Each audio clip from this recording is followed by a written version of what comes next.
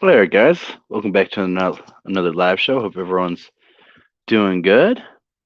Just getting some last minute videos set up for us to watch a little bit later. We got a little bit of video to show from my live show the other week of a situation that happened that we're going to talk about and um, how it relates to the bush willies and being attuned to what you're actually experiencing out there instead of jumping to conclusions because based on what you hear. Also, we got some pictures of supposed Sasquatches and one actual picture that I do believe is of a Sasquatch. So hope everyone's doing good. How's it going, Sandra Piper? Brent from Tall Ones, Sandra Rose, Barry Browning. Good to see you, my friend. Should have might have James join us a little bit later. I am still finishing uploading some videos right now, last minute stuff. So bear with me as I'm doing this.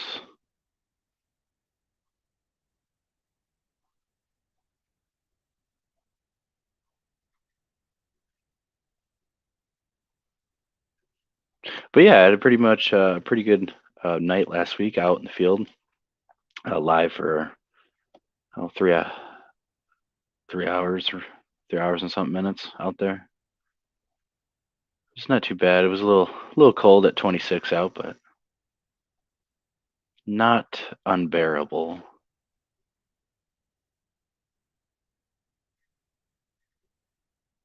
All right, I think that we are getting good.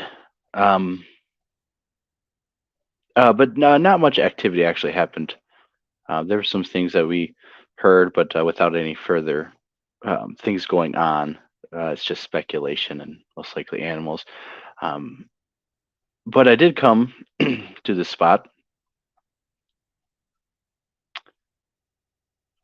The video's still not it's not loading quickly for some reason.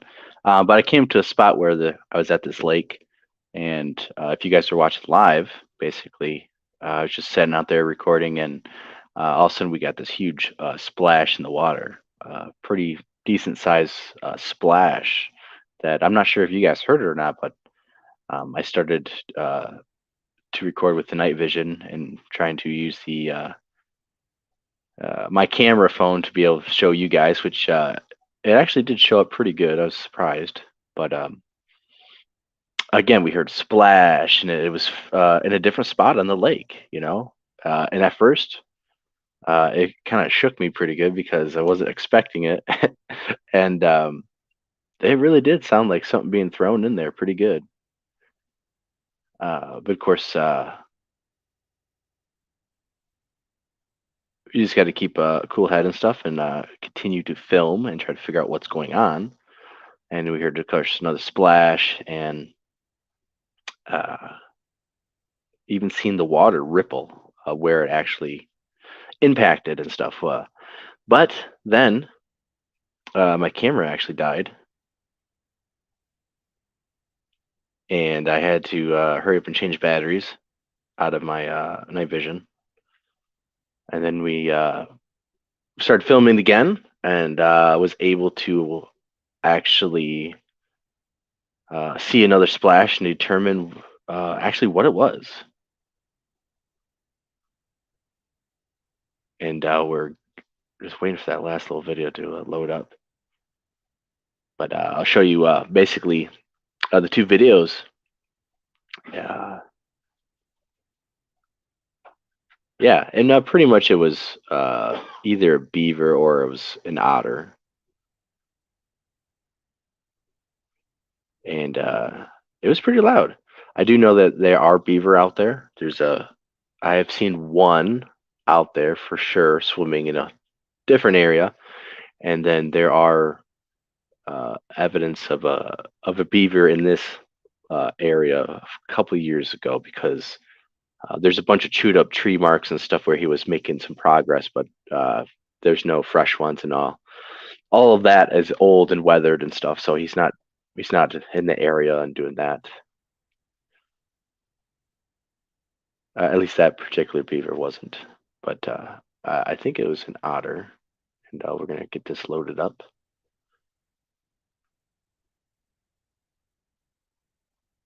And so we'll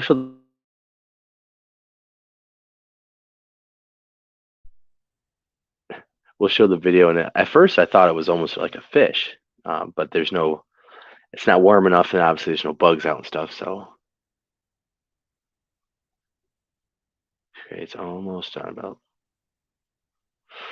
But just keeping your head cool, calm, and collective in these moments, so you could figure out what's going on. Because easily, could have got spooked and just said, "Oh, there's Bigfoot throwing stuff," because it sounded like something being thrown in the water or slapping the water. And if you get wigged out, you leave the area, and then you really don't know what it was. So I'm gonna show this video. There are some sounds of me talking. I'm gonna make some comments along the way. So we got two videos. First is the first one, and then my battery dies, and then the second one.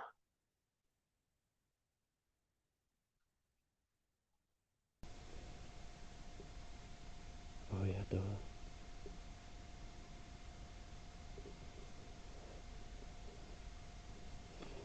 And I am using my night vision camera. Right there is a little bit of eye shine, or wait, no. You will see some eye shine on the shore line in the trees here in a little bit. Most likely a small animal. I did not see that in real time. But right there is where the splash of the water happens. You can see how it's darker right there. That is commotion of the water.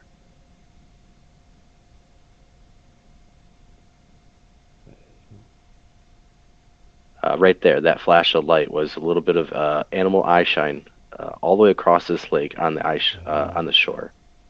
It's being splashed over there and over there.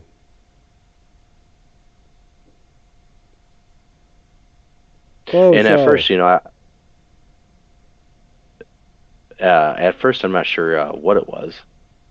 So I start speaking some Native American, just a formal Native American greeting. And I'm trying to figure out exactly what's going on, what it is. And you keep seeing me scan the. This is where my camera starts saying that it is. Yeah, here I am trying to fucking. My camera dies in the middle of that. But very quickly, I get it back up.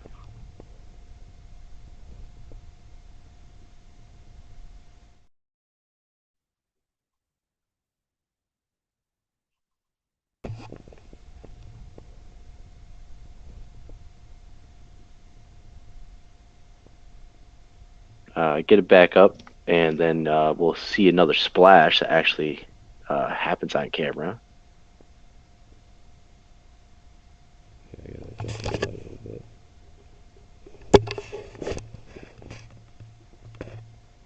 Just trying to adjust You guys see everything, that? get the camera on. Trying to get the live stream to be able to see the night vision.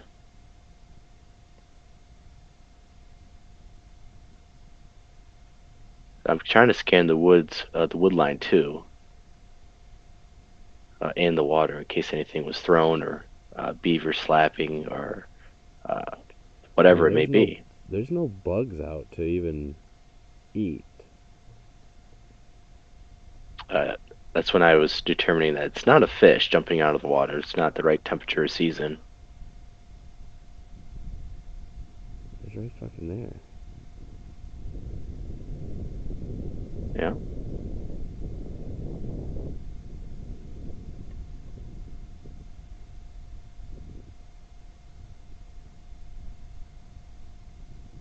We'll get a really good splash here.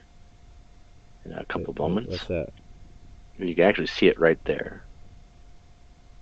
You can Uh, see it splash. that's the culprit. So yeah, Oh, either it's a it was a beaver. beaver or possibly an otter. And you Yep. can see it right there. Yep. The Whatever that eyes is right there. are reflecting off the IR. Are actually are reflecting off my Yeah. headlamp that I'm using, and I don't that's know if about you 100 yards out. I would say to that shoreline is about 100 yards out. right there.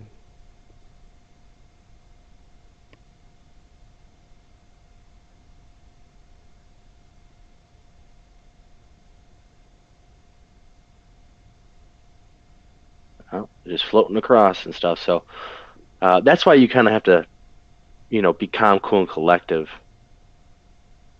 when things are going on because you really don't know till you analyze Yep. the Yep. situation what is truly going on. Whatever that is. It was pretty cool. And right here we get one last big slap, which seeing it now like this, definitely think it's a beaver, which was pretty cool and stuff. I actually never had that happen being in the woods, so new experience for me and one that again reaffirms why you have to be calm, cool, and collected out there, not freak out because you see or hear something right away. You want to just make sure whatever's happening is actually something substantial like a Sasquatch, not a beaver and stuff. And very quickly, why I determined, very quickly it wasn't probably a Sasquatch. It was something natural or an animal. It was the repetition pattern of the slaps. It wasn't just a one-off slap. It wasn't a couple slaps. It was pretty repetitive, about happening about the same um, length of time in between slaps. So, so yeah, it was pretty good, pretty fun out there.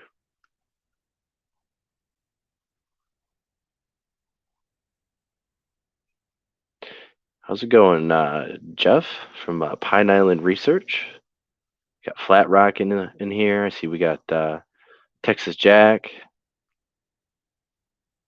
How's it going? How's it going, guys?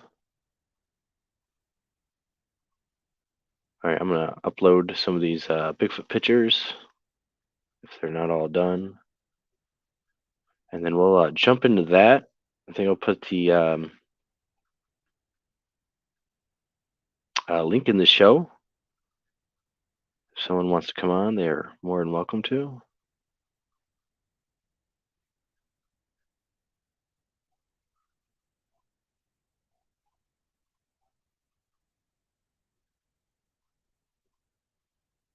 I was going to be out in the field live again this weekend, but I was sick all last night, so that did not happen for tonight.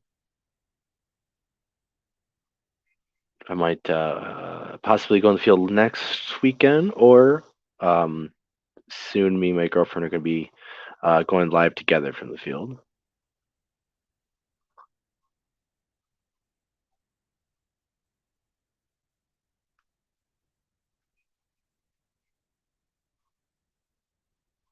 Hopefully, James will show up.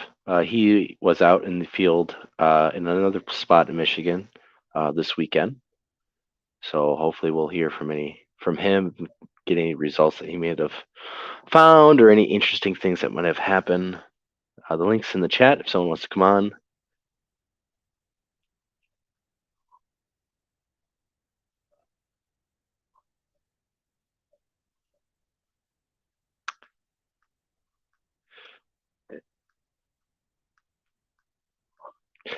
But yeah, I'm glad that I'm able to finally go out live in the field with decent video.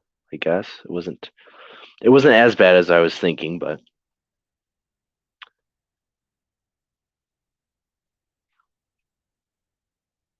So we got some interesting photos, some of which you guys have seen. Some are um, newer stuff floating around, and one is one that does not get shared enough and recognized nor investigated at all, which is sad, but it's normal. Usually, it's the fake ones with sensationalized stories that get the best reactions. I got 100 files. Gotta delete some stuff. I got too much.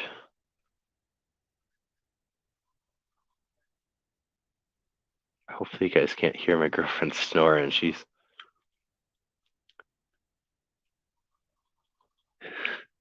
tired and stuff. She definitely had a busy night right before the show started. Actually, yeah. Well, wasn't I was about to not to actually have the show. We had some things happen, but everything is okay. So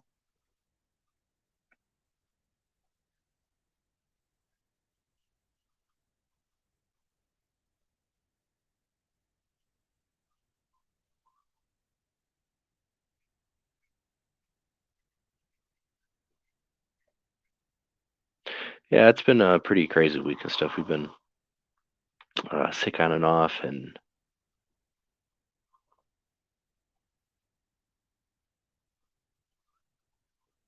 just constantly seems like every month, every other week, it seems like one of the kids is getting sick, and of course, being pink eye going around in the school, there's always something newsletter, something going on with the kids at school, and then we get to get interact with it. And I haven't been so sick in the amount of times this year and last year compared to all my life, man.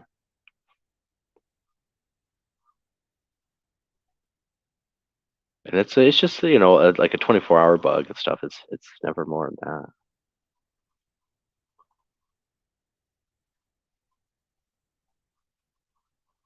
Okay, which one do I not have? All right, all right.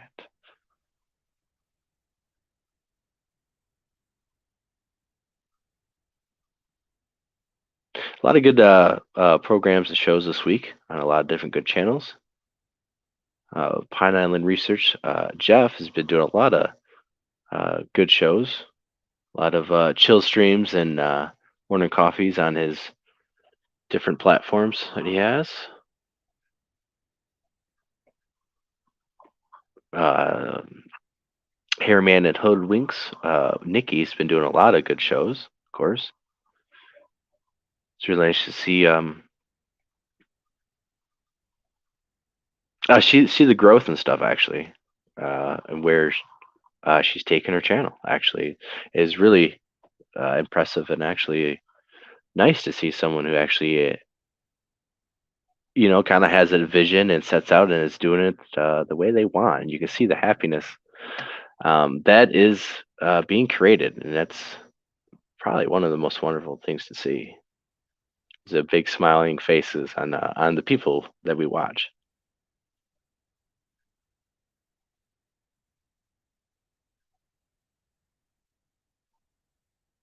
It's yeah, yeah. We definitely need more real people and camaraderie like that and stuff, and real people who are doing good things and not just the same old stuff, I guess. All right, so that one is almost done. All right, bear with me another minute or two, and then I just want to make sure this is all ready to go and done.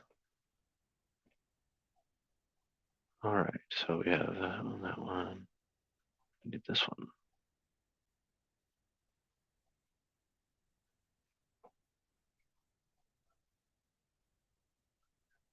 I don't have any of the audio from the the night me and my girlfriend went out. It's just not. It's not loud enough for you guys to hear through the StreamYard software or whatever. Unless you're wearing headphones that you can actually adjust and usually have bass boosting capabilities or other enhancements, you're not going to really be able to hear it off the cell phone or off the regular computer, which is a bummer, but that happens. All right, so we're going to take a look at some of these photos. Take Get your opinions on these. Again, these are just photos that are being shown on a particular group as potential evidence and just archiving these photos for references. They don't have stories. Most of these probably, some of these are sent in without a story. Some of these are found with, randomness. No original story or context for these photos, at least that I know of. Some of these, I think, one might be from a video recently that was posted. I'm not quite sure. You guys might know more than me. But these are just photos that I see and thought to present. And like I said, the information behind these photos aren't really posted where I get them. So, but here we have a photo of a supposed Sasquatch. If you're looking directly in the middle, it is the black, darkened figure-looking thing that is supposedly tree peeking. Just left side of the middle center. Supposedly a Sasquatch hanging out, looking at someone that someone was able to photograph and capture. We're going to bring in the Call the Kid right now, as he is just joining. Hello. Hey, how's it going, man? It is going well. Awesome.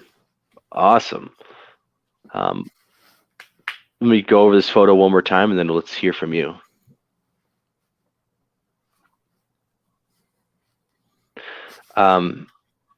Again, like what this could just be a tree stump, part of the tree. There's nothing really in this photo that's jumping out saying Sasquatches. I never did any enhancement on this photo or anything like that. So to me, it just looks like a stump. Where's the video? Where's the other pictures? Where's the story? Where's the evidence of anything other than a single picture, which I have? It irks me, but single pictures do happen and stuff. There's people that don't have video cameras. They have still image digital cameras and stuff. But that one is not.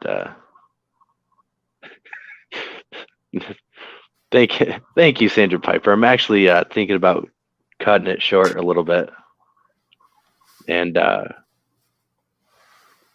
making it a little bit more tamed. But James, how's it going with you? And do you have anything report from your field outing?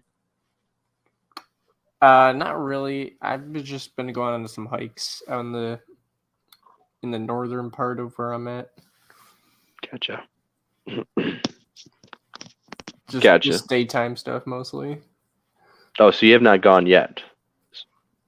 What? The one I sent you recently? No, I'm gonna go tomorrow. Okay. Gotcha. Oh well, that's gonna be fun. Better dress warm and stuff. It's gonna be 40. I'll be fine. I was gonna say, it's probably just be warm. Michigan's. It's just gonna be windy. Michigan's going through some stuff right now.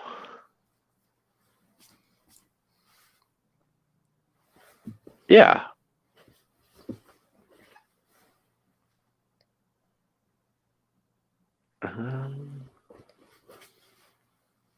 And yeah, Texas Jack says pretty ambiguous without any kind of scale or context, which is, of course, the problem with a lot of photos. They don't have any of that. And most of the photos you find online don't even have a backstory, really. Or someone else is taking the photo and claiming it as their own, and then that happens a lot.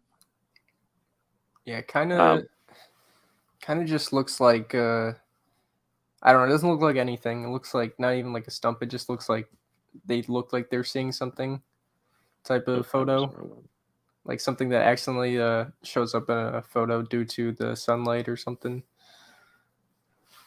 or this is like after the fact when they're going on a video and they're looking for Bigfoot and they find this. Yeah. Yeah. Um, we need video evidence. There is a really good photo that we're going to show, but even though it's pretty damn good, it's not as it's still not up there to be able to prove anything. And I mean, the story and the person who took it and all that is very credible and stuff. But even then, people just dismiss it, and it's sad. But all right, so we had a little sneak peek of the other photo we're gonna show now because they kind of look the same on my screen. We have this one.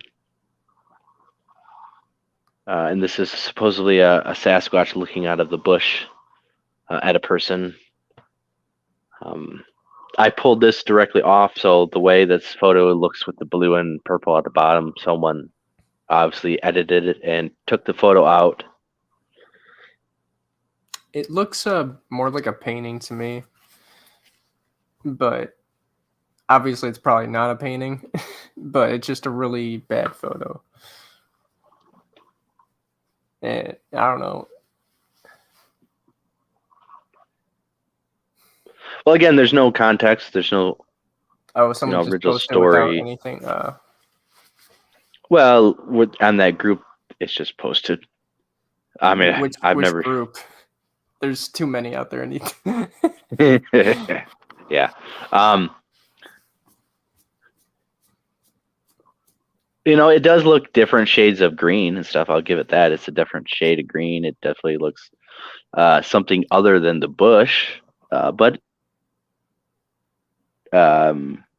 it's not good quality. And you could speculate. Maybe I could touch up this photo a little bit, but I don't think so. That's pretty bad. Yeah. Other than it just looks different. I mean, it could be maybe a different tree species, stuff like that. But where's the other photo? Where's the story behind it? Where's anything? All right, so here we have a pretty interesting kind of one. And if you guys can't see the figure, it's the black individual at the left side of the screen. I believe some people should know the background story on this. I thought I've seen this around before. I have not seen this one, so I don't know what it is, but that it looks like more like a baby bear or something.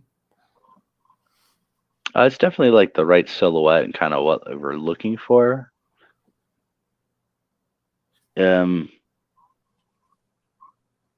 This one could be lightened up and stuff. You might be able to see if it's a bear skull or if it's more of a rounded humanoid kind of a thing.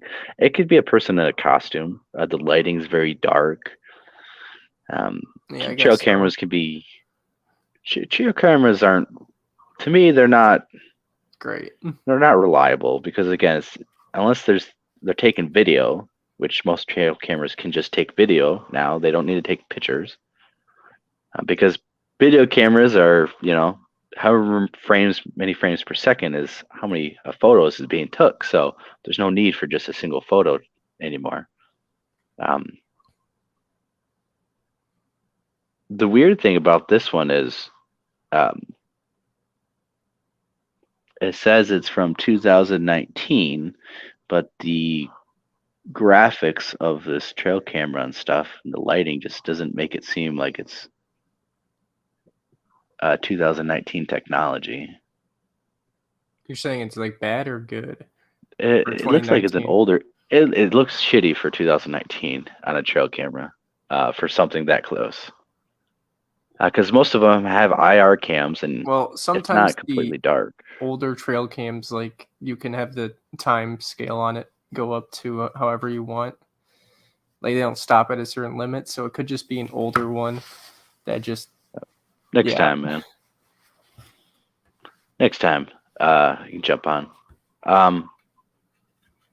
Yeah, to me, it reminds me of like a early 2000s trail camera stuff, I don't know. I'm not. or it's just manipulated in such a way.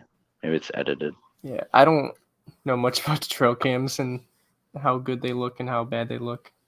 That's not my field. It depends on the price, but if you a basic, a just cheap $50 trail cam should look better than that. And even they have IR, so it would automatically switch that over and should look better. All right, so here we have this photo, which is supposedly, I think there's some backstory on this. I'm not quite sure. I thought I've seen this photo before.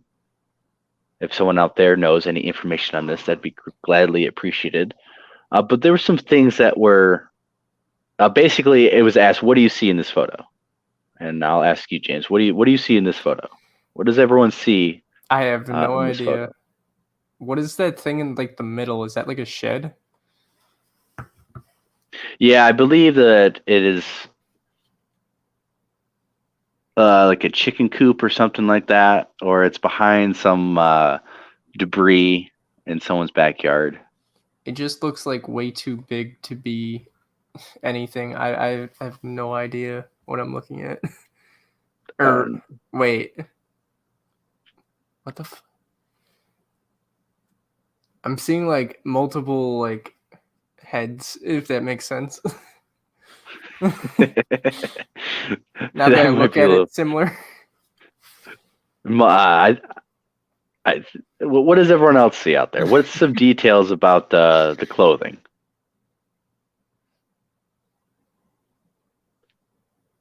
What do you guys notice about the clothing? Look at the chest.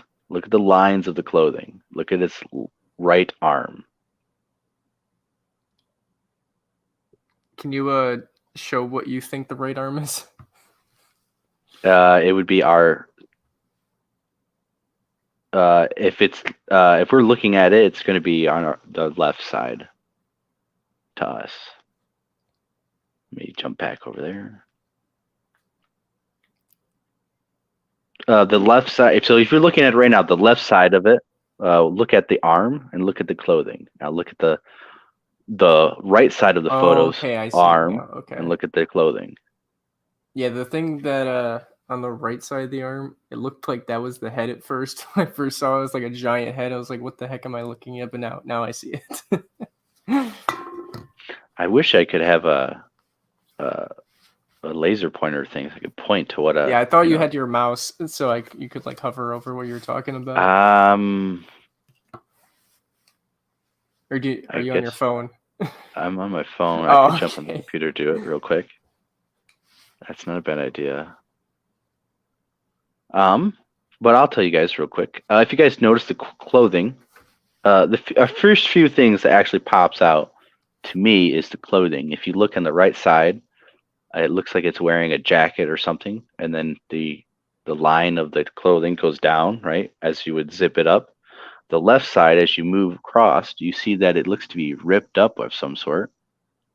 You see that if you look at the neck and collar area, it looks like that's a separate piece of clothing. When you look down at its chest and its belly, that is open. So basically it has a jacket that goes over here. You can see the jacket line go down this way. Then it has clothing on the collar area, and then a ripped up piece of clothing that goes down here. The chest seems to be open with no clothing, and then the other arm, where it has the tethered clothing going down this side of the chest, that whole arm doesn't even seem to be clothed. It seems to be exposed. I'll jump on the computer to show you. I wish there was like a scale of what that chicken coop is like in terms of size. You can look at the tree behind it. Yeah, and that tree behind it should be about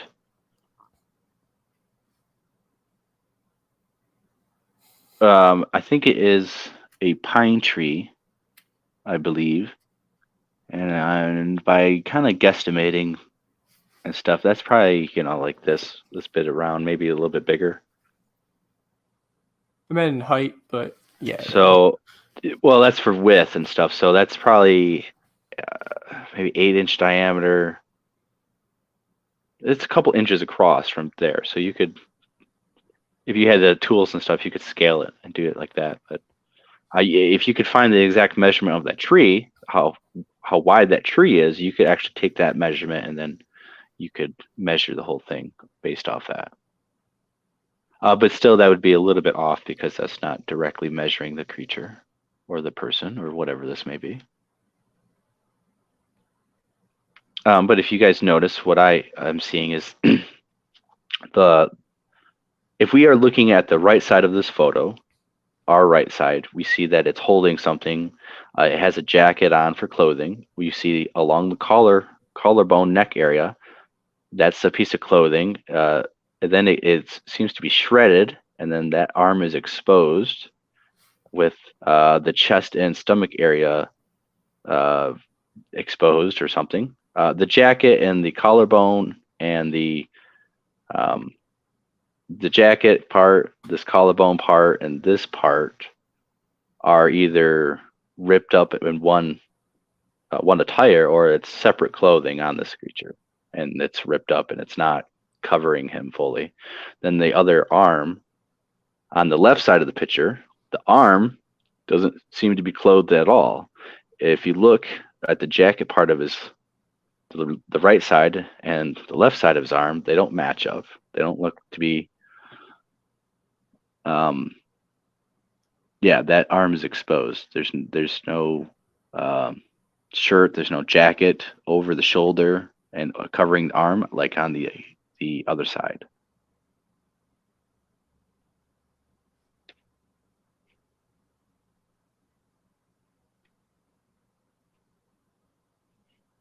That was one thing that really stood out to me as looking abnormal to me. It doesn't look right. It looks like there's several different pieces of clothing maybe on this creature.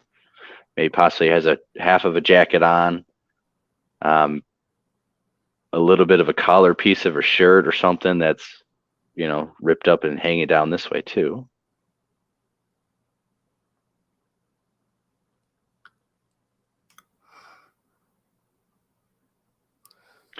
I'm going to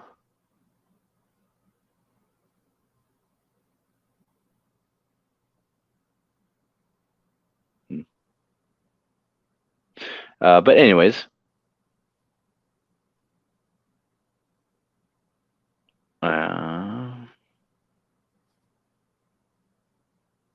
yeah, I'm not going to do the computer thing. I'm not going to mess with that. All right. I think I hopefully explained it enough for you guys to see. Now, just, the different shoulders are wearing different clothes. One side of the shoulder looks like it has a jacket on. The other side has nothing on. And it looks like it's ripped up.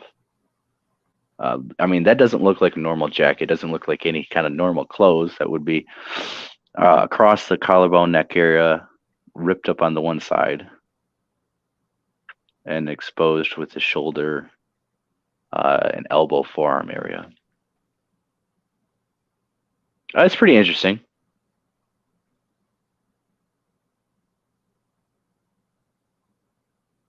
People who posted the picture said it was a homeless person living on their property without their permission. Well, again, it could be that, I guess. Ratted up, tore up clothes and stuff. He looks to have long hair. If you guys look at the hair and stuff, he has like long hair about to the shoulders. I would say, it is hard to tell, but based on that tree, which is, I think, a pine tree. Oh, it's pretty, it's a decent sized dude. I would say he's at least 6 foot. He's probably 200 something pounds, 200 pounds. but without scale and other references, it's almost impossible to really tell. Um, if there are people who said that they were homeless, then um,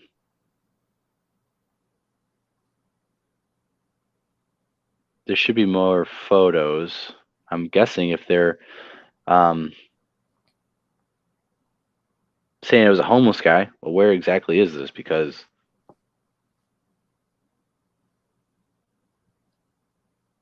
yeah, typically homeless people are in the city, not like out in the countryside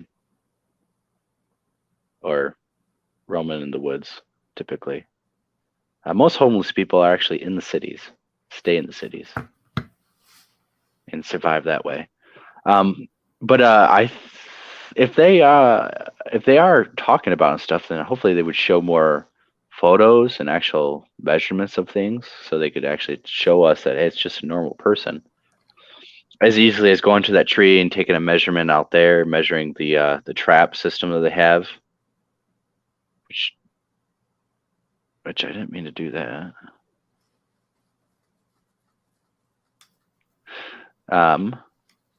But moving on to the next one. And that is the problem too, is you just don't know. It could be a homeless guy. And the reference of why this one caught my photo is there was a list of sightings of Sasquatches wearing clothing, wearing torn up clothing, wearing long overalls, ripped up shirts, pants.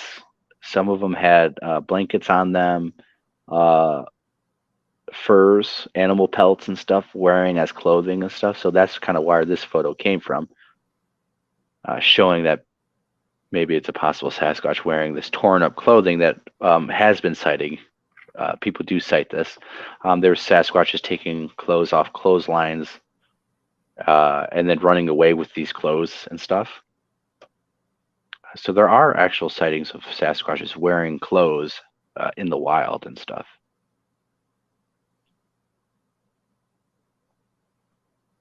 I didn't know that.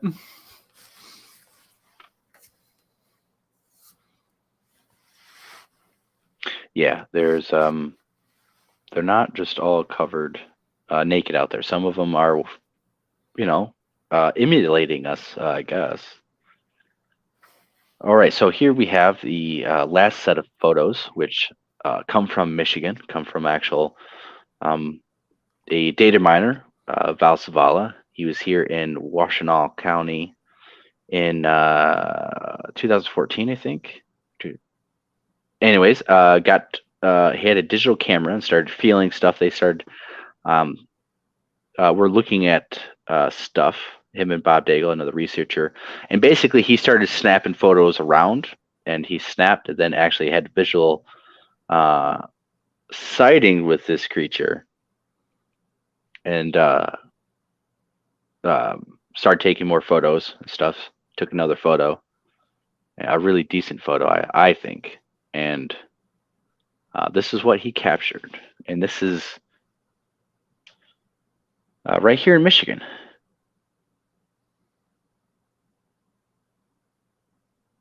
So if you're having trouble, it's on the left side of the screen. There's supposedly one.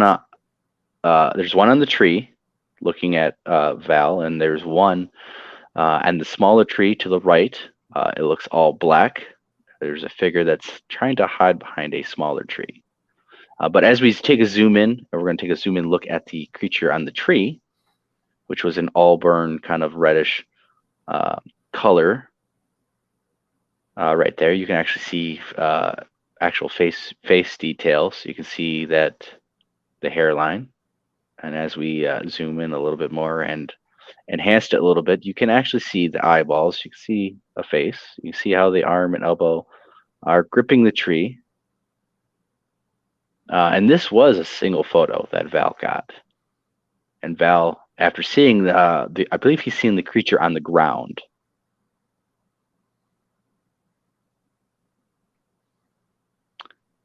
He's seen the creature on the ground, which is, if you're looking at the tree where the creature's hanging on. Just towards the right, there's that black tree. Just to the right and just below it is a creature supposedly right there. That's the creature that Val's seen, I believe. He called it a freak because he thought it was a person in a costume. It shook him up pretty good, and he told Val that we got to get out of there. He told Bob we have to go out of there now. We have to go. And this is a retired law enforcement, 25 years on the force, retiring and good standings, and he did have a pistol on him at that time, and he got freaked out enough that he left. And ever since then, he's been gun-hoing, data mining, and looking at thousands of sightings all across the U.S. and categorizing them, cataloging them, and analyzing them the same way you would as a criminal investigation into serial killers. He has a lot of different categories and different stuff with patterns of Sasquatches doing things that you might not hear of, like peeing on people, wearing clothing, trying the doors, trying on doorknobs and stuff. Of course, looking at it through windows, slapping on houses, attacking and ripping up dogs. People being attacked. Actual newspapers clippings and stories from the 1950s and earlier of in here in Michigan of farmers being attacked, where they find I believe there's two people here in Michigan that Sasquatch they encountered tried to pick them up like pigs underneath their arms and run off, and they got away. There was another farmer somewhere else in the U.S. who had his head twisted off and his gun was bent completely. He was found. There's evidence of footprints being found next to some of these people. We have a story here in Michigan that was told to us by a friend that back in the early 70s or something, there was a good old boy sheriff deputy who got called to missing people in the woods. And the story is that the family and the people who were there said that they heard a baby crying in the forest, and that some of these people went to go look, and they went to go look for the baby, and then of course they never came back. Called the cops. He went out there to investigate. He actually found dead bodies torn up and thrown up into a tree, and they were up in this tree. And of course, he reports it and stuff, and his boss told him to don't talk about it, and never heard anything about it. Didn't have any outside agencies come in that he knows of. But that key point of ripping them up and throwing up into the tree is another key point Val has. It's called trophies or trophy display, hanging things up in the tree. He believes that Bigfoots have affiliation with hanging ornaments on trees. They will find you can find rocks in trees. Sometimes I've documented a tire up in a tree. It's a tire that's folded up, crunched up and placed into a crotch of a tree. We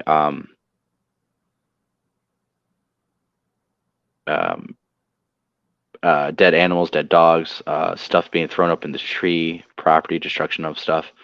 And very recently, David Paulides just did his Bigfoot class, and he read a story. It was very interesting. It was from the West Coast, talking about these Native Americans' interaction with these Sasquatches over there, and talking about some of the more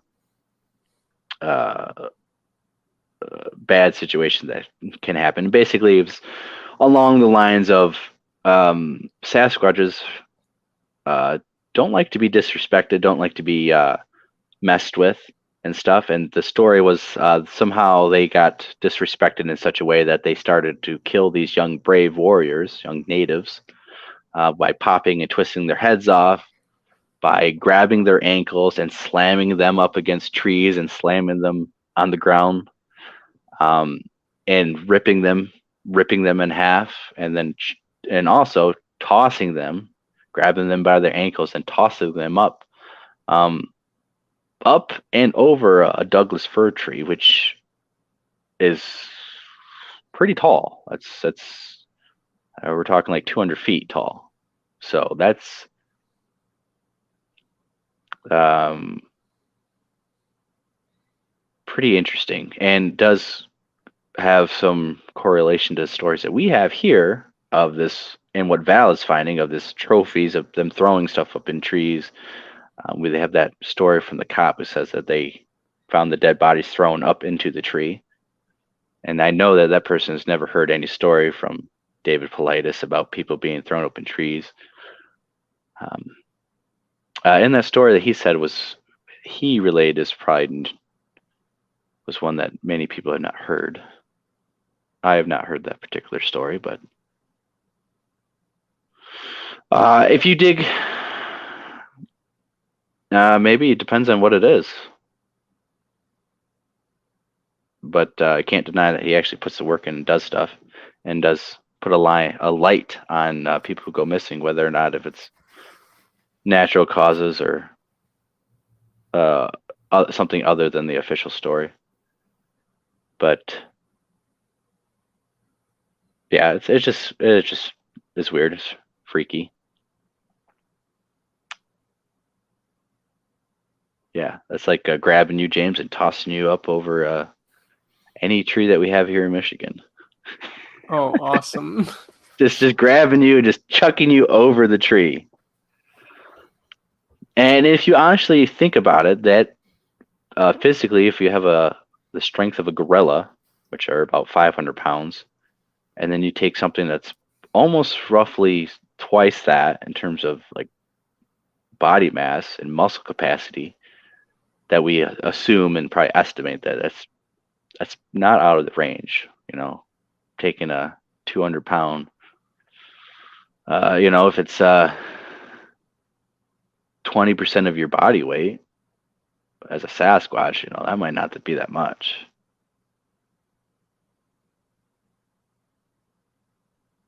So that's not much. That's like trying to take 20 pounds and chucking it stuff. You can chuck it pretty far, not up and over a tree though. I think with enough practice, probably a strong guy could, but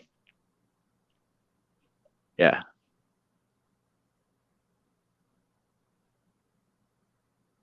Yeah, probably. But we know we have a case here in Michigan where the official narrative by the law enforcement is not what the local trackers said happened when they were looking for missing people and they found them. So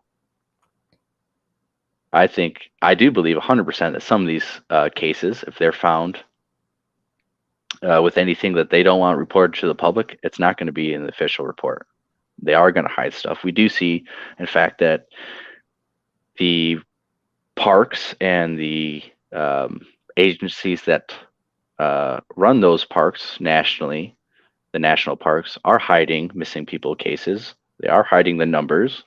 There is no reason why there is no reason why it's not a publicly official document that you cannot review, showing how many people go missing in these parks each and every year, and the names of all those people who go missing in those parks each and every year. That should be public knowledge. That is nothing that should be kept from the public. So there definitely something nefarious going on when they just won't tell you. They won't allow it to become public knowledge without, of course, paying for something that you have the right to.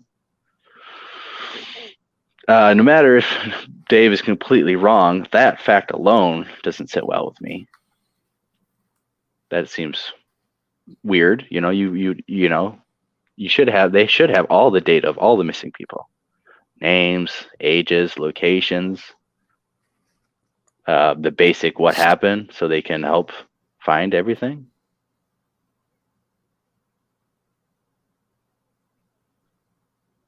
So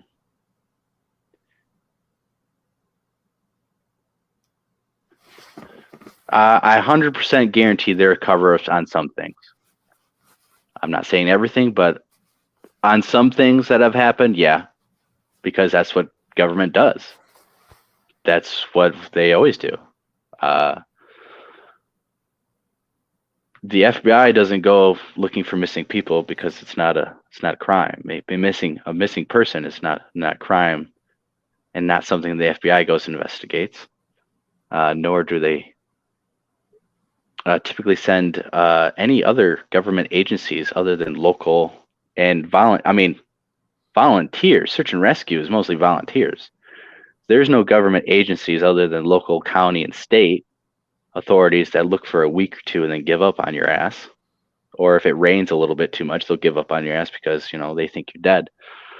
There's no long-term investigations other than to have volunteers. After 2 weeks, there's nothing but volunteers to further take along, unless there's actual criminal investigations, like a murder. Then, the local authorities and how that will further investigate for years to come. But if they think you're dead out there, just missing in the woods, they don't. After 2 weeks, that's it. If your family can't pay for anything, and if people aren't going to volunteer their own time out there, government's not going to do it.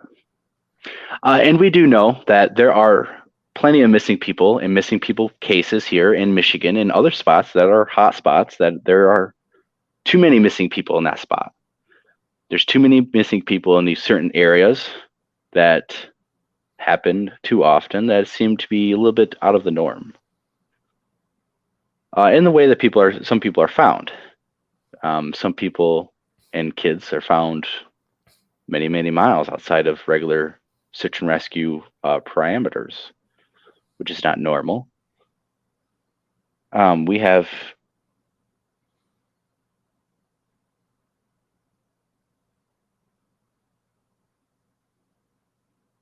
there's several cases here in Michigan, over in the Michigan and Wisconsin border. There's a lot of people missing over there, way more than normal. There is dozens of missing people on the Wisconsin and Michigan border, up in the UP. There are way too many people on the eastern UP that are missing. And with lack of, here's Brent, with lack of made it. giving of information to the official narrative. What's up? Hey, Brent, how's it going? Good. Sorry if I end up cutting out or if I freeze. Just let me know. Like having a bad connection day. All my kids are using up the internet. I know how that is, man. But yeah, man, I don't think there's really much of a cover up because I've been down in the trenches there, and there's just no real infrastructure for the forest, any department there to keep track of who goes missing, like at all. There's just no infrastructure for it. There's never been one that's been put in, which is really kind of an issue for the people who because search and rescue, they're usually deployed for a week to 2 weeks, depending upon situation, conditions, a lot of different situations, and then they have to end their deployment because there's only so many resources that they have. They would love to be out there forever looking for the people, but they just can't. And it's all you have to go through certifications to go on the official searches and everything. So it's not just like volunteers. It's a volunteer service, but you have to go through. It's a government ran program for all the searches. They're able to like subcontract out to different search parties, like a mountain rescue, or but even them that they go through, they're a certified group as well for it. And but I don't think that there's any sort of cover up because there's just no infrastructure to keep tabs. And David Paulides, he preys upon that piece of fact right there and twists it to better make it sound like if there's a conspiracy out there. Because I don't know if you watched the video I did on David, but the dude is like, he like 100% does not present all the information. Like I've been on searches that he talks about on his videos and stuff. Doesn't present all the facts, doesn't even bother to tell you when they've been found. He just wants everybody to still think they're part of the cluster. And the thing is, it's like he's really a shady dude, man, because sometimes a leopard doesn't really always change his spots. And like he lost his job because he was lying to celebrities about trying to get autographs and memorabilia and stuff. His lying to them, a kid's museum, man, or a kid's charity. He was lying to like Lionel Richie's the one who busted him, like, because he was like, there's something weird going on here. That's pretty bad when that's bad. So this is the dude we're taking information from, and now he's telling these families, right? These families that are so desperate for help. Like, that's one of the reasons why I go out there is to help these families. They're so desperate for help that he's now telling them that they're going through portals and stuff. It's like, dude. Yeah, there's some of the stuff that is out there, but that's why some of the information though is would have been left in the dark though if it wasn't for him. I mean, no one would know about all these missing people, or less. I mean, I'm sure you would admit some of these cases are extremely strange and they don't really add up to anything normal. Even if it's only 1%.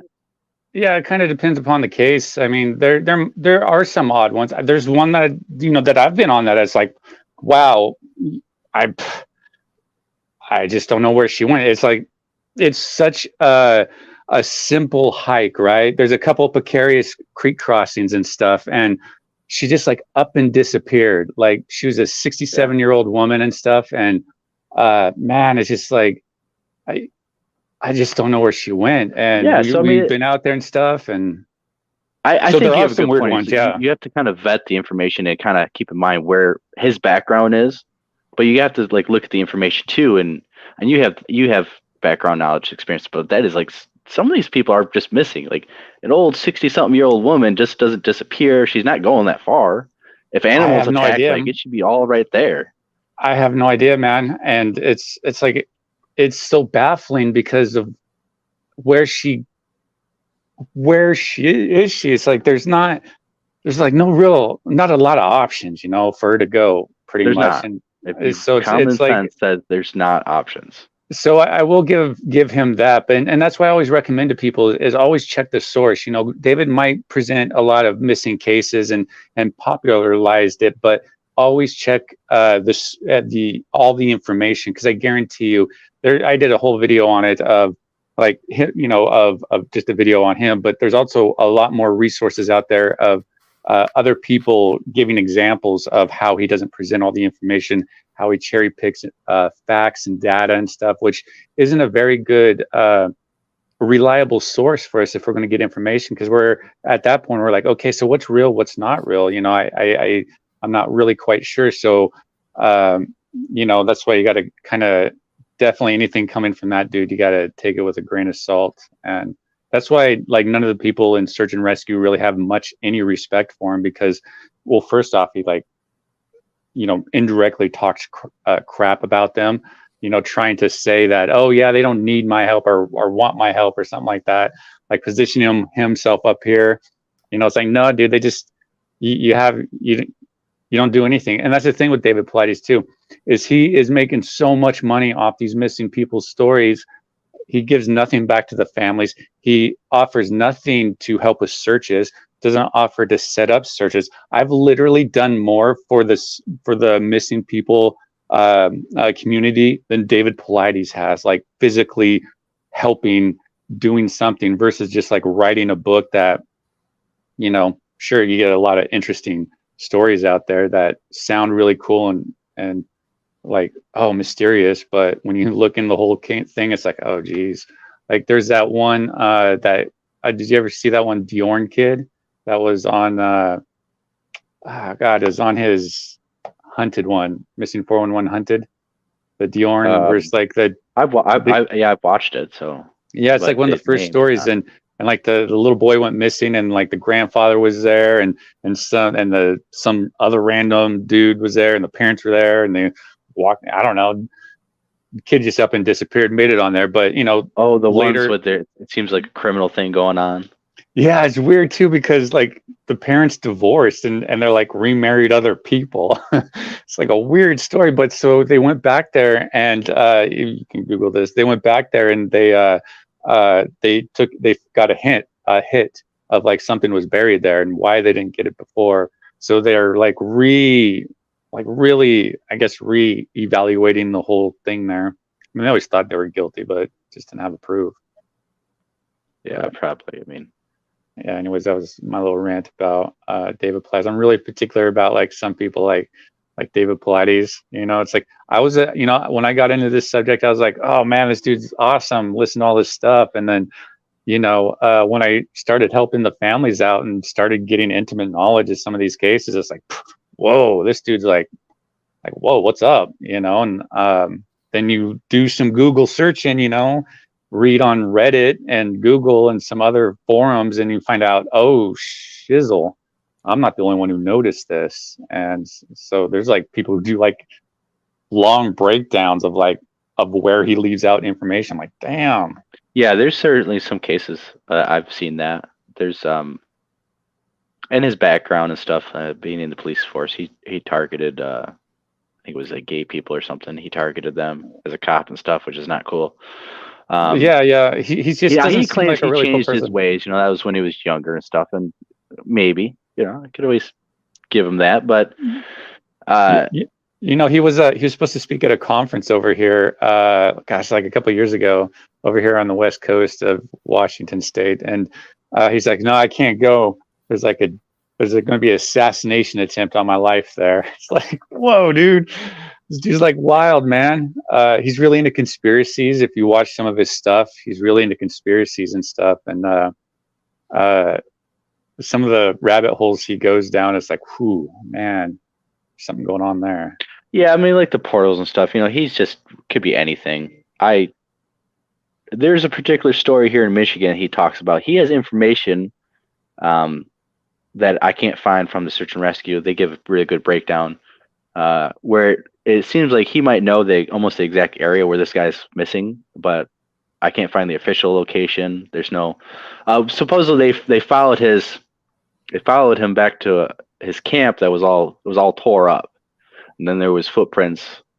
They said it was his snow footprints, but it was deep footprints that went off into a swamp. And this is March. This is snow on the ground up in eastern Upper Peninsula, so it's very treacherous. But they didn't follow that they didn't go into the swamp. It started to snow and stuff, but they never revealed where exactly that location of that camp was. I'm wondering because I actually want to go out there and look for this guy. The story just doesn't sit well with me. I've been out in this area before. So it seems like if there's key information like that, like if the authorities knew the exact spot where the dude was missing, why won't they just say it? Well, instead of just saying, well, he was out, they just give a general location, which is like fucking 10 miles squared. Yeah. So here's the deal, man. Here's literally the deal. All right. There is zero infrastructure for it. And that is what we are facing for the people who do the private searches that work with the families, even the families themselves. It's incredibly difficult to get the notes, the data, the all the video and stuff from the departments, from search and rescue, from all these people, and compile it into data points so it can be transferred over to people like me, that people like you that you want to do. There's nothing like that, and that's actually something is one of the big things that I want to try and help work on with. It's just me and a small group of other people. We're starting like this organization. It's the Cascade Missing Person Project, and it's really going to help try to really fix that problem, because it's a big problem. There's a lot of people out there that are missing, and the information doesn't get past the FLIR footage that these helicopters use. It's like they don't really have people going through it with a fine-tooth comb. Like one of the first searches I was on, they had drone footage, right? They had different drone pilots out there, and they what they did is they just took all the footage and threw it and dumped it online, and like they just let all these people go search on it. We didn't find her, but it was a really good resource for people that are at home that can't go out there and search, that can go through some of this information, like the videos and stuff and pictures, and really kind of help maybe dial in, see something like that. But that's one of the biggest problems, is there's no infrastructure, and that's like it's just the biggest problem, because you go try to help some of these families, and it's like, hey, so what's the information and stuff, you get kind of generally what was released as far as publicly, and what you can kind of know through just the network and connections that you have. But there's nothing. It's like these families are like, yeah, I don't know. Some of these people don't even live in this area. Some of the people that do live in the area, they can't physically do it. So it's like they have no real options, and it's like you feel so bad. So I definitely encourage you to look for these these people and these missing people, because there are some that sure, there are some that might go missing in mysterious ways, like this lady. I wonder if it's a cougar, honestly. I'm wondering if it was a cougar, because here in Washington State, we haven't had a cougar attack for 96 years that resulted in a death. But about 4 or 5 years ago, a cougar jumped these two guys and took this one guy out and took him in the forest and ate part of them and stuff. And they wouldn't euthanize them, but it was right in that area as well where this cougar attack was. So it's like, makes you wonder, because she's like literally disappeared. Like, was she gone? Yeah, but she disappeared off a trail and stuff. So animal attacks on a trail, there's going to be scuff marks on the ground. There's ripped up clothing, blood.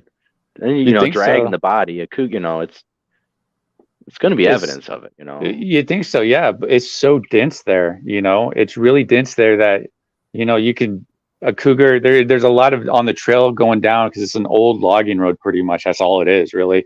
And it's got a couple areas where the creek washed out the road and stuff, but pretty much all it is. It's like, I don't know, it's like I think it's like 3 or 4 miles down, but that's pretty much all it is. But you have ledges coming out where cougars like to pounce on people.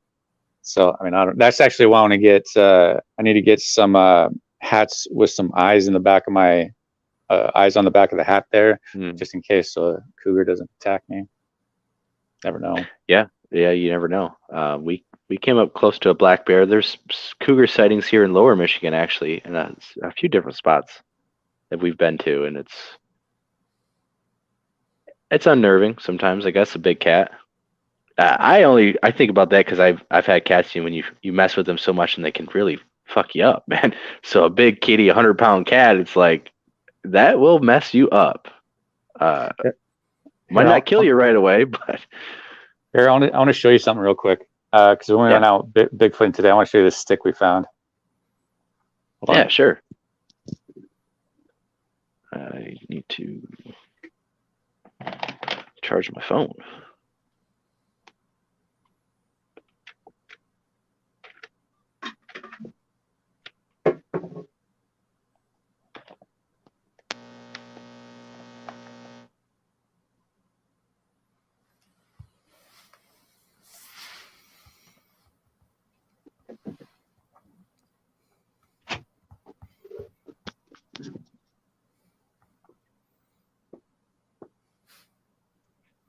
See what we're at, an hour.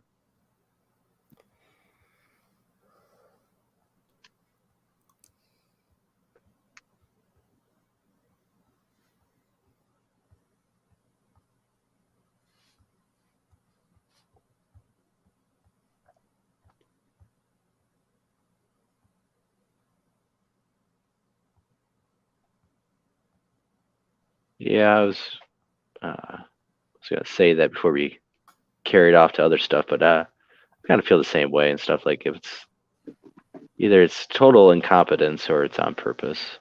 That's like the number one job you think they would do. But all right, so check this out. Have you seen like a stick with like an end broke like this?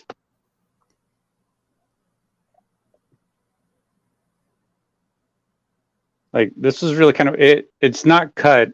It looks like I don't know if you can see right here, but like the bark, goes all the way down. It's like it was ripped down.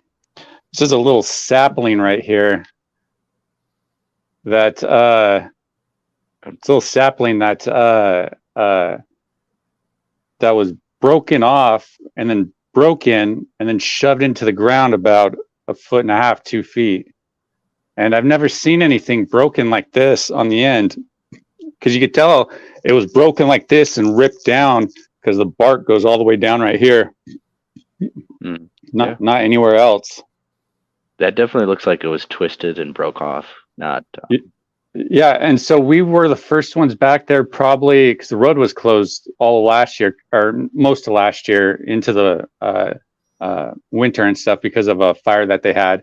So we were literally the first ones back there because we were like, the snow. We were the only ones driving through the snow back there, just a little bit of snow. But then we came across, and it's fresh too. So it's fresh, it's recent. Yeah, it just happened.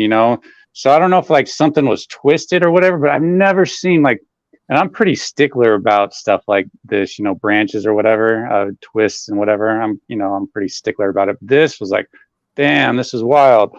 And it got shoved all the way in the ground, and you can tell, and you really have to, like, if I was shoving this down in there, I would really, I'm 6'2", about 200 pounds.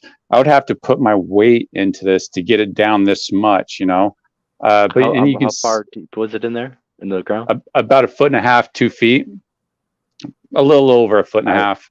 And the ground is still, that's not happening by a person. Yeah, and it was shoved in there because this isn't a branch; it's an old sapling, or it's a sapling that grows by the tree, and then. And yeah, you can see how this whole thing was peeled back as it was shoved into the ground with a great force. But yeah, it was a cool find. I can't really explain this because I've never seen anything like that on a natural thing and not have it right there for you. Well, first off, it's like you can't break that. If it's shoved in the ground, it would have to be broken, I guess, while it was still, I don't know. It's a weird one. I would, I would actually debark all of that, and maybe it might be DNA on that, honestly, if something grabbed it and shoved it into the ground. Yeah, I don't know. Depending on how fresh and how much, if you had rain and stuff recently. Yeah, I touched it. I screwed up. And it doesn't matter. I wasn't very scientific about it. There's all sorts of oils and stuff. If this stuff was being handled and stuff by a Sasquatch, there should be more than enough residue. If it recently just happened, there's no rain. I take a knife, start peeling all that bark off into bags or something.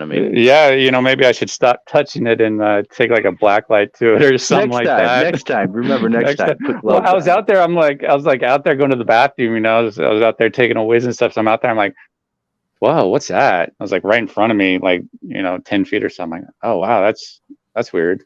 And you get done, walk over there. I'm like, oh wow, and then it's you come across a lot of sticks that are shoved in the ground, and some of them are really interesting. Like a buddy of mine, Cosmo, when I go out with him, he's really observant about finding these and stuff, and especially ones that are shoved in trees. Like we found some that I have videos of that are like shoved into a tree, like this much and stuff. It's like a branch. It's not part of the tree. It was shoved in the tree. It's like, wow, that's wild. And so yeah, you come across interesting stuff like that. It happens. But man, I found today it's this area I go out to. It's like a really good high potential area that I always like and stuff. And when I was out there last time, or one of the last times, did overnight, me and the person I was with kind of felt like there was something in camp. And I was asleep at the time, and the person I was with was like too afraid to look. They were like petrified that they just put their sleeping bag, and it was just like they were even too afraid to alert me and stuff. But anyway, so yeah, I'm actually going to do a video on it. But yeah, Yeah, we just got back today and set up some trail cams back there in some really, really good areas. Like it's a good line of sight. Not going to have any sort of issue as far as a freaking little sword fern falling in front of the trail cam. I don't know if you saw one of our lives, but we tried to stupidly disguise the trail cam up on this tree, which didn't work. And somebody, I haven't gone back and looked who it was, somebody put one right in front of the camera. So like shortly after we left, like a couple of days, the thing fell down like that and just blowing in the wind, wore out the whole battery in like a matter of days. Stupid little thing. Yeah, you gotta be mindful what's in front of your trail cam. So I'm waiting for about another end of this month. I'm gonna put my trail camera back out. What kind do you got? I'm gonna try to place it up into a tree though, facing down, so something maybe walk underneath of it or angled underneath of it. Yeah. I mean, if you get the right angle, go find some good game trails. Because we went back probably about a mile or so on this little network of game trails that just network back, and it's like this. You go walk back there, and it's all like it's carpet moss. Is pretty much what it is. So you can't even hear yourself walk, and you can go sleep back there.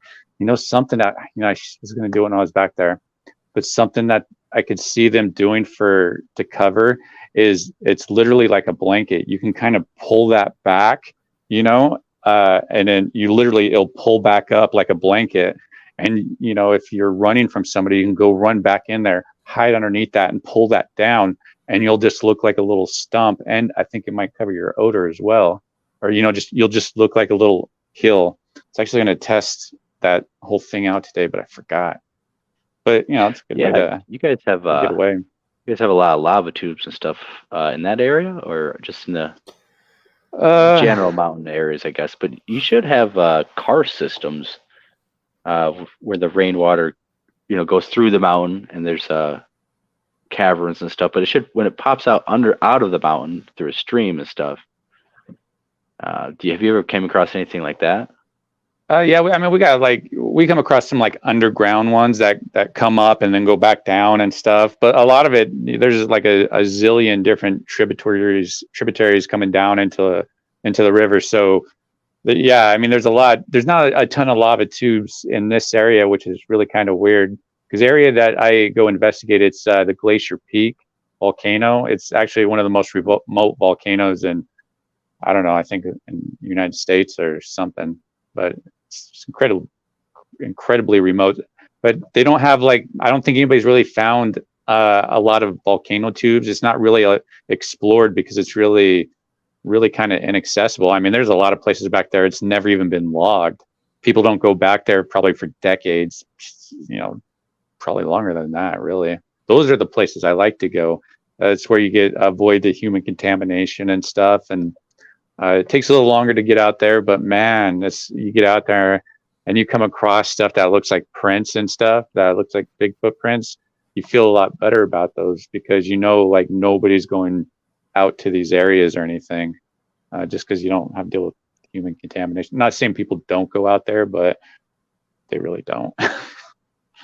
Right. Or for you to go in the exact same spot that they were in is very unlikely. Yeah, just the go exploring some of these back areas and stuff. Because there's no real value in it.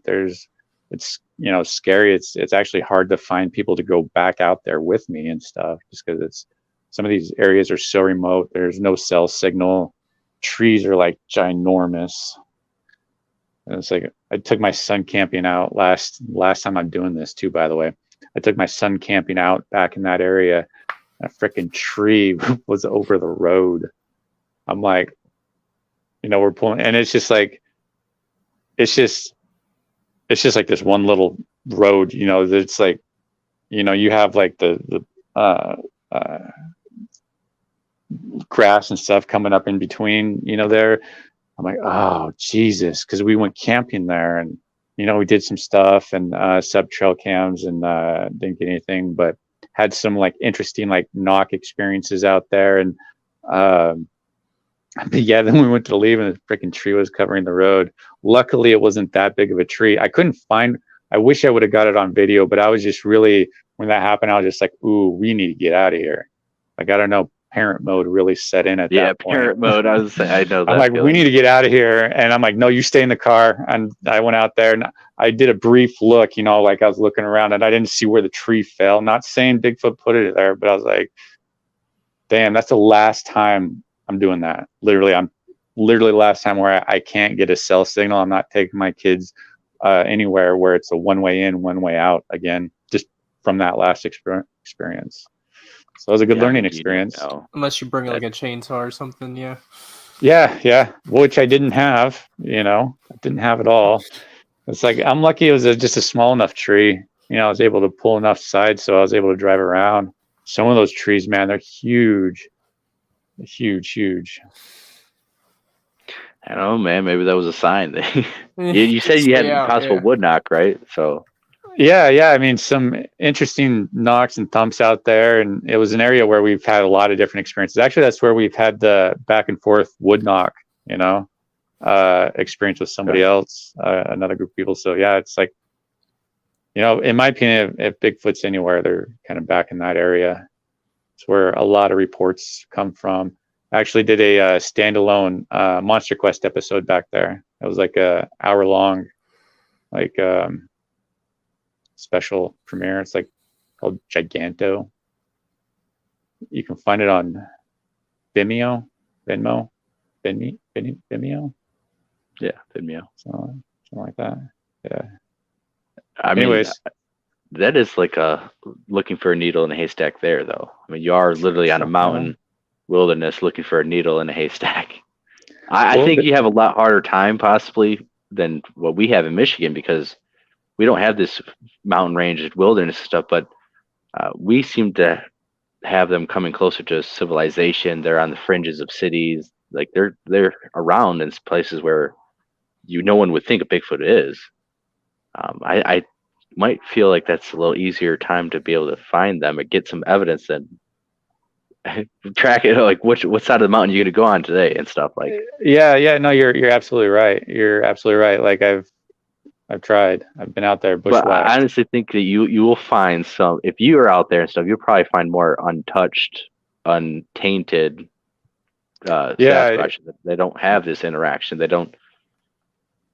Yeah, I mean, there's a lot of. Actually, I just did a live stream the other day of a friend of mine came to me that didn't believe in Bigfoot beforehand, and she was like, "Yeah, I was picking up my friend at this property that she's staying at, and the old guy, started talking to me. He's like, yeah, make sure you don't go back up in the woods there because there's Bigfoot that lives back up in there." And he proceeded to tell her how it was the neighbor's wife who passed away like a few years ago was the neighbor's wife that had a gifting relationship with one back up in this area where she would gift it. I don't recall what it was, but the Bigfoots would gift rocks back to him, like thunder egg rocks, where you break them open and they got the crystals inside. And so she's got like all these buckets and stuff of rocks. And and he says that they're still back there. He doesn't want anything to do with Bigfooters or anything like that because he had them out there. He had like the National Geographic Channel or something like that out there. And they caused a lot of issues. And I guess he occasionally gets people coming or something like that. Not anymore, but back then. So he doesn't want anything to do with Bigfooters. He does not think very highly of them, I guess. So I can't get access to the property, but behind the property is national forest and public. So I'm like, hey, I'll go check that out. Didn't see much as far as there's some nice worn trails paths down there. It's a good area. It's, where I'm at, it's the Cascade Mountain Range, where if you look at it like a back, the Cascade Mountain Range is like a backbone. And then you have all these little spider rib mountains coming out. And this one here is one of those rib mountains kind of coming close to civilization. And, because the sky towns up in this area. There's a lot of reports of them coming to town. A lot of activity back there. A lot of people, interesting recordings. Actually, when I had what I thought I might, something that I haven't been able to identify, is out there, but so it's actually close to civilization. Is something where I did a whoop or something, and then like 75 yards or so down this little ridge or something, I see something stand up and just starts to walk away. And it was behind clusters of alder trees there, so I couldn't see any real definition or anything. I can only see like a silhouette because of the way the sun was, and there just the way the sun was and stuff. But when I was walking, I saw what looks like, when you walk, you get like that triangle right there, when you walk. I remember I saw that like between the alders. I'm like, oh wow.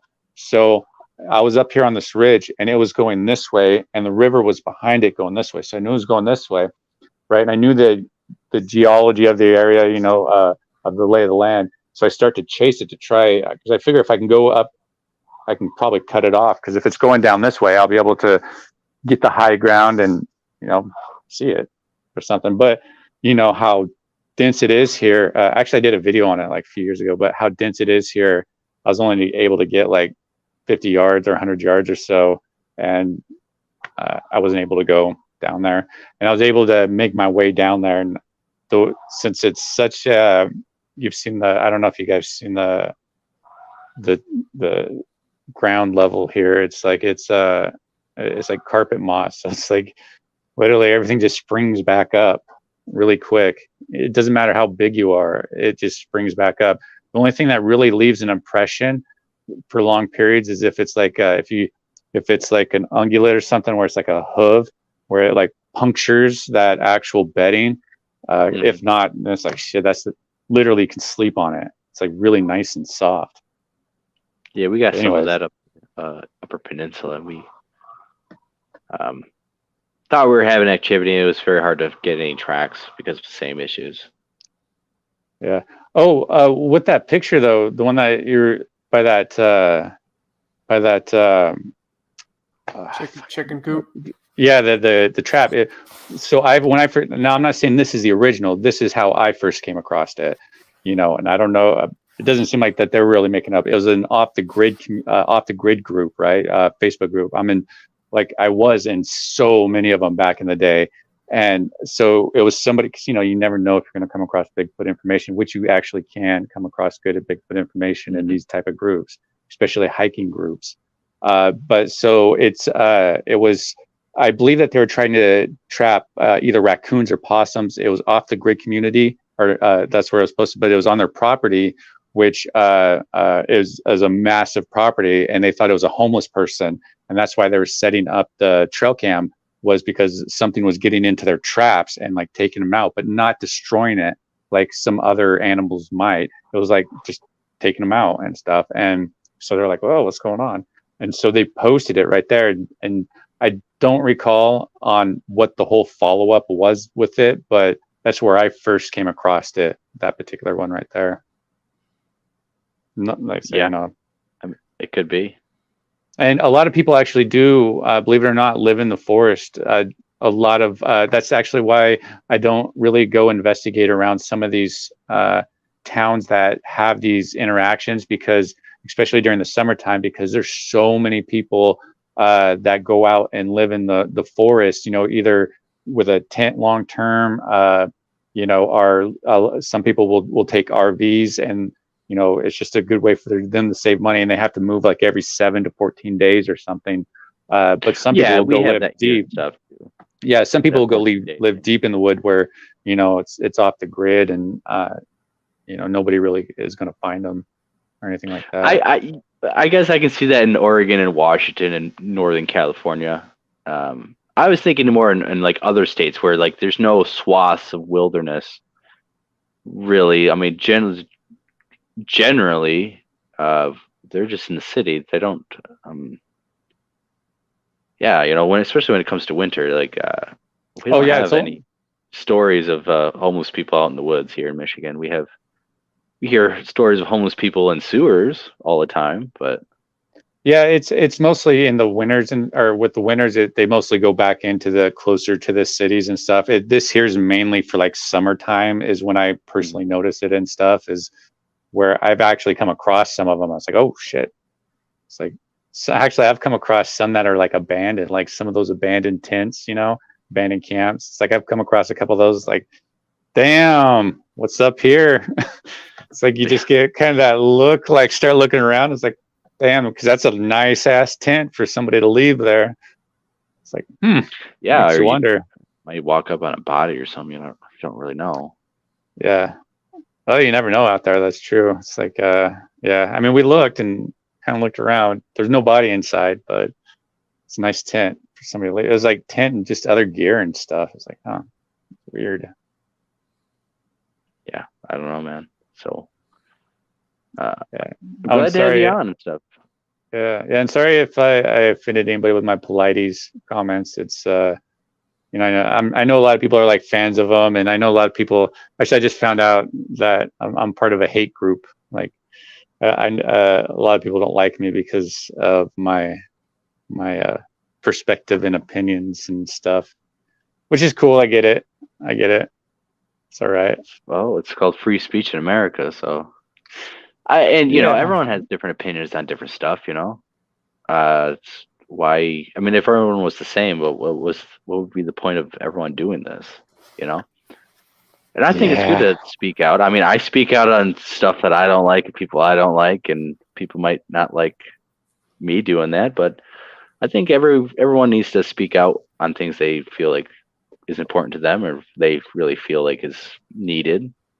Well, I don't know. For me, man, it's like I only do it because I wish somebody would have done it when I got into this subject and really illustrated on how prevalent the hoaxing is, what keys to watch out for, how to better your own investigation and stuff. And, that's what I try to, because I really have no interest on going out and busting hoaxers or anything like that. I've only talked about these specific hoaxers like Wes Germer, only because he's such a huge influencer that it's going to make a lot of people be like, oh, wow, that's, some people are really shocked by it. Some people don't accept it, or, and whatever. But I did it because he's such a big influencer. And it's like, that's a really good example right there for us all to see of a guy hoaxing right there. And then Randy Brisson, that was only more because, he's kind of a dick and he like threatened to kill a friend of mine and breaks the legs of this other dude. And I thought, is he the guy I've been seeing on a lot of shows lately? I'm not sure.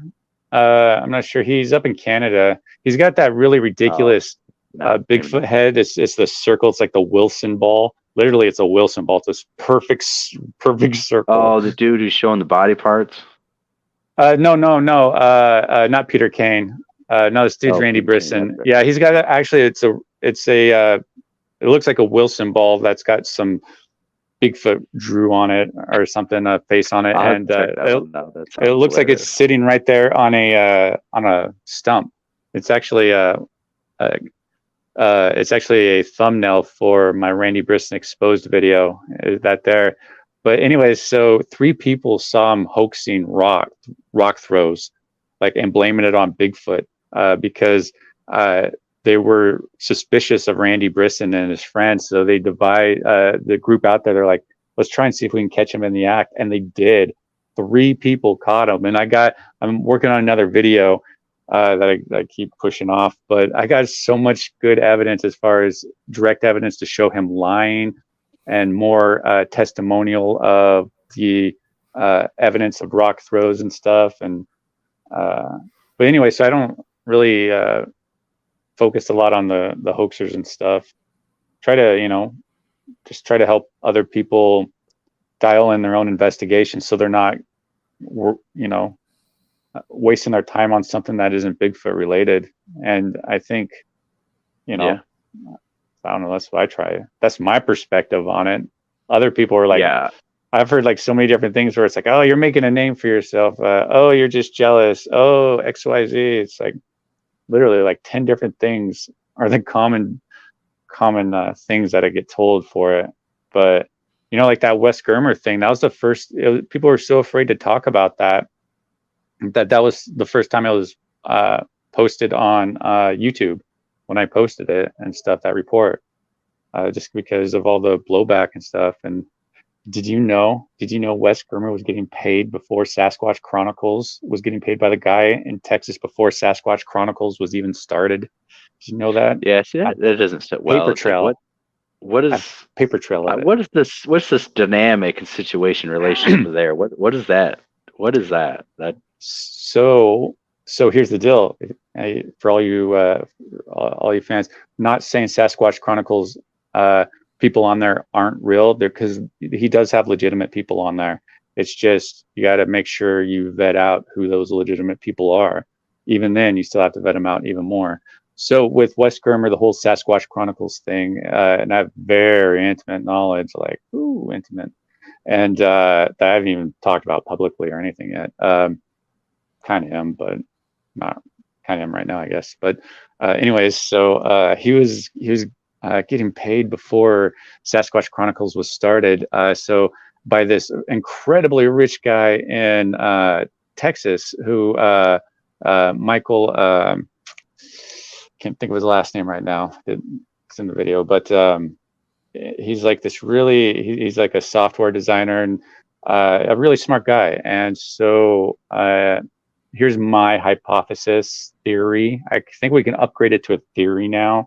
You know, gravity is a theory. I think we can upgrade this from a hypothesis to a theory because of all the evidence, right? So my theory is that Wes Germer somehow was connected with the guy in Texas, right? Wes Germer created his encounter. He was never on the mountain that night because he's so off on all the environmental conditions. It's like safe to say the dude was never on the mountain that night. I can safely say that. So he created this really scary story so he can use that to base a podcast off of. And then he brought in Will Jevney to help add street cred to it, to his already narrative that he has going. And if you listen early on, he's like, oh yeah, these are evil, they're killers, you know, they'll rip your face off, blah, blah, blah. You know, that's why he hates researchers, because researchers actually busted him for being a liar. And but it was so hard to talk about this back then because of all the followers that would attack you. You'd get attacked so much, like how people attack me over the whole David Paulides things. I mean, I'm right about it, but people just like those people. They're emotionally attached to them, and they just are fans of it, and they feel that I'm taking it away, so thus they don't like me. And it's the same situation with this here. And but yeah, so he that's really what it is. And he's been funded ever since then. And so it's if you actually go on Reddit, you can see other people discussing this as well, as far as people that they even found are similar, like how he'll have the same people on there, but they just be a different character and tell a different story and stuff. It's like a Dark Waters, how he makes up stories, big Dogman stories,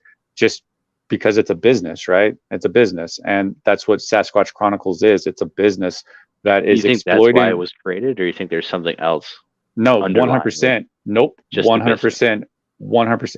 If you link it all the way back to the actual owner of Sasquatch Chronicles, it's not Wes Germer. Never was. It's, I wish I can remember the guy's name. I cannot think of it. Michael C. Crenshaw. Michael Crenshaw. There we go. Michael Crenshaw owns Sasquatch Chronicles. He's a businessman. He is you look at his house, like from satellite picture. Say I have information that's not out there. His house is huge, man. It's like, damn, you need breadcrumbs, right, to go walk through his house. It's so big. And so it's a business, always was. He's exploiting this subject for personal gain, using Wes Germer as the mouth of the podcast with a story that listeners and guests and stuff can relate to. Boom. That's what Sasquatch Chronicles is. Anybody out there that doesn't like me for saying that, that's something you have to overcome, because this is all true. This is like all, like say, some of the facts aren't all out there. So, you know, you just have to trust me on some of it, but that's all it is. It's a business. That's why I don't even know if it's a hoax. I don't, because it's a business. It always was a business. Wes Germer, you know, lied about his encounter, hoaxed his encounter. So, you know, you can't get somebody like me to go be a podcast host about a Bigfoot show, not knowing if they exist or not. Not going to be a successful thing, because you're just not going to have that relation and stuff. And that's all it is. So, and that report backs up that you could safely say he was never there. And Yeah, I'm he was on the wrong debating. mountain. He didn't. The mountain he said was named completely different. There was no. He said it was a full moon. There was no full moon, or vice versa, or whatever. Yeah, there's just like Or there so was a much. sun flare and stuff like that. It didn't happen. Yeah, so much wrong. And that's why Shannon and Will left the show. It's because he was caught hoaxing. I mean, that's why they left a successful show, is because they were caught hoaxing. They didn't want anything, or because Wes and Woody was caught hoaxing, they didn't want anything to do with anybody that hoaxes and stuff. So they're like, yeah, I'm out. Tap me out. And, you know, but it's hard to talk about this stuff because Wes is such a beloved person. But for me, I don't want anything from this subject. I'm not interested on making any money. I'm not interested on making any fame or attention, because for me, it's like my family doesn't even really know how much of the Bigfoot stuff I'm into. I keep it that personal. Like, I don't have anything Bigfoot related posted on my Facebook page or anything like that. Nothing at all. It's like a complete separation. So it's like I have, you know, and you know, just have the ability of not caring, I guess, of not being invited to all those reindeer games of the Bigfooting world and stuff. So I just talk about it and present only factual stuff. And like I say, I'm debating on if I should present the whole story. That's like a documentary I could probably do, honestly. Maybe I'll do that. And like just present the whole thing, because it's like, think about it, man. You're paying what, $7-10 for a subscription, thinking like what you're getting is legitimate stuff. And I don't know the laws on this either, because Bigfoot's not even technically proven real. So how much fraud is going on? Is there fraud going on? I personally don't know. That's why I'm like, is this a hoax or is it business? That's literally what my thing says. My thumbnail. Right. Like, I don't know, man. Yeah, you know, I see that, and I've had some weird vibes from seeing West live on some shows he's done interviews where he doesn't. There's something about it is off, and then of course finding out like, oh, he's hoaxing. Well, no wonder. Because the very first thing you say is a lie. Everything else after that has to always come up to the same equalization of the lie you first told. You can't, you know, it's just sad. Yeah, and there's a lot of people who've first got into Bigfoot, first heard stories, first believed in it because of the people he had on there. And there's some legit people that go on there. I know some people they do. There is. have been on there and stuff, but at the same time, I have heard stories and stuff like these stories are made up. I mean, it's just someone making up something, you know. Yeah, you know, and you know, but here's the kind of the problem I'm having with some people. You know, like with Moggs, I don't know if you've heard about that, man. I had like a big blowout over there, but what the issue is with communication is we have to understand that we're not all in this subject for the same reasons, for the same goals. Me personally, I want to see one. I want to get all the best information so I can go see one and go put that into use. That's really my whole goal. I don't have any interest in stories or anything like that. Nothing that's going to, if it doesn't help my investigation. Granted, some stories you can take into account with your investigation, but you know, you really got to vet those out and stuff, which, you know, I do sometimes, but depends on the story. But that's literally the whole reason why I do it, or where I was going with that. But I think a lot of people just want to hear the story. We see that with these bigger channels that are just narrations. Yeah. And they've even admitted, I don't know if these are real. I don't know if these are made up. I'm just going to read them. Which is cool. And you know, just as long as people understand that when they're getting into it. I wish they would put like for entertainment purposes or give a good disclaimer beforehand of, like you just mentioned, or something like for instance, Moggs, he was really giving me shit or giving shit about that whole report. He's like, it shouldn't matter, because you know he's a big fan of Sasquatch Chronicles. He got into this subject and grew in love with the subject because of Sasquatch Chronicles. Me too, honestly. I loved it until I found out the dude was a hoaxer, and I'm like, shit, kind of ruins it for me personally, but that's me personally. You know, but for him, he was like, when he was talking about the West Grimmer report, he's like, you know, you shouldn't care. It doesn't matter.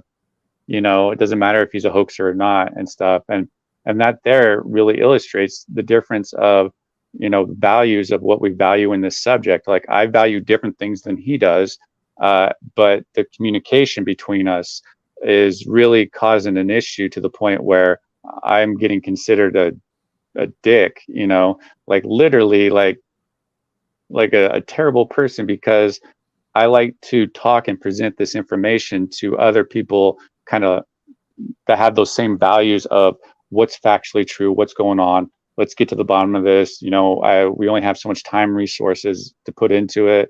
You know, let's, you know, because there's a certain point in my journey in this subject where I was in the very beginning, I was really interested in the stories, the whole thing like that. But then once you kind of start realizing a lot of them probably aren't true or whatever, and then your evolution in the subject, you kind of want more or different things out of the subject. And that's kind of just where I'm at, is just the experiences that I've had with all the hoaxers that I've had, you know, experience, like all the way back to the Bigfoot tree, which that Bigfoot tree, man, if that was properly talked about and vetted out back in the day, maybe Brian Sykes wouldn't have been so turned off on the Bigfoot subject, because he wasted so much money on that tree, and it ended up being a branch.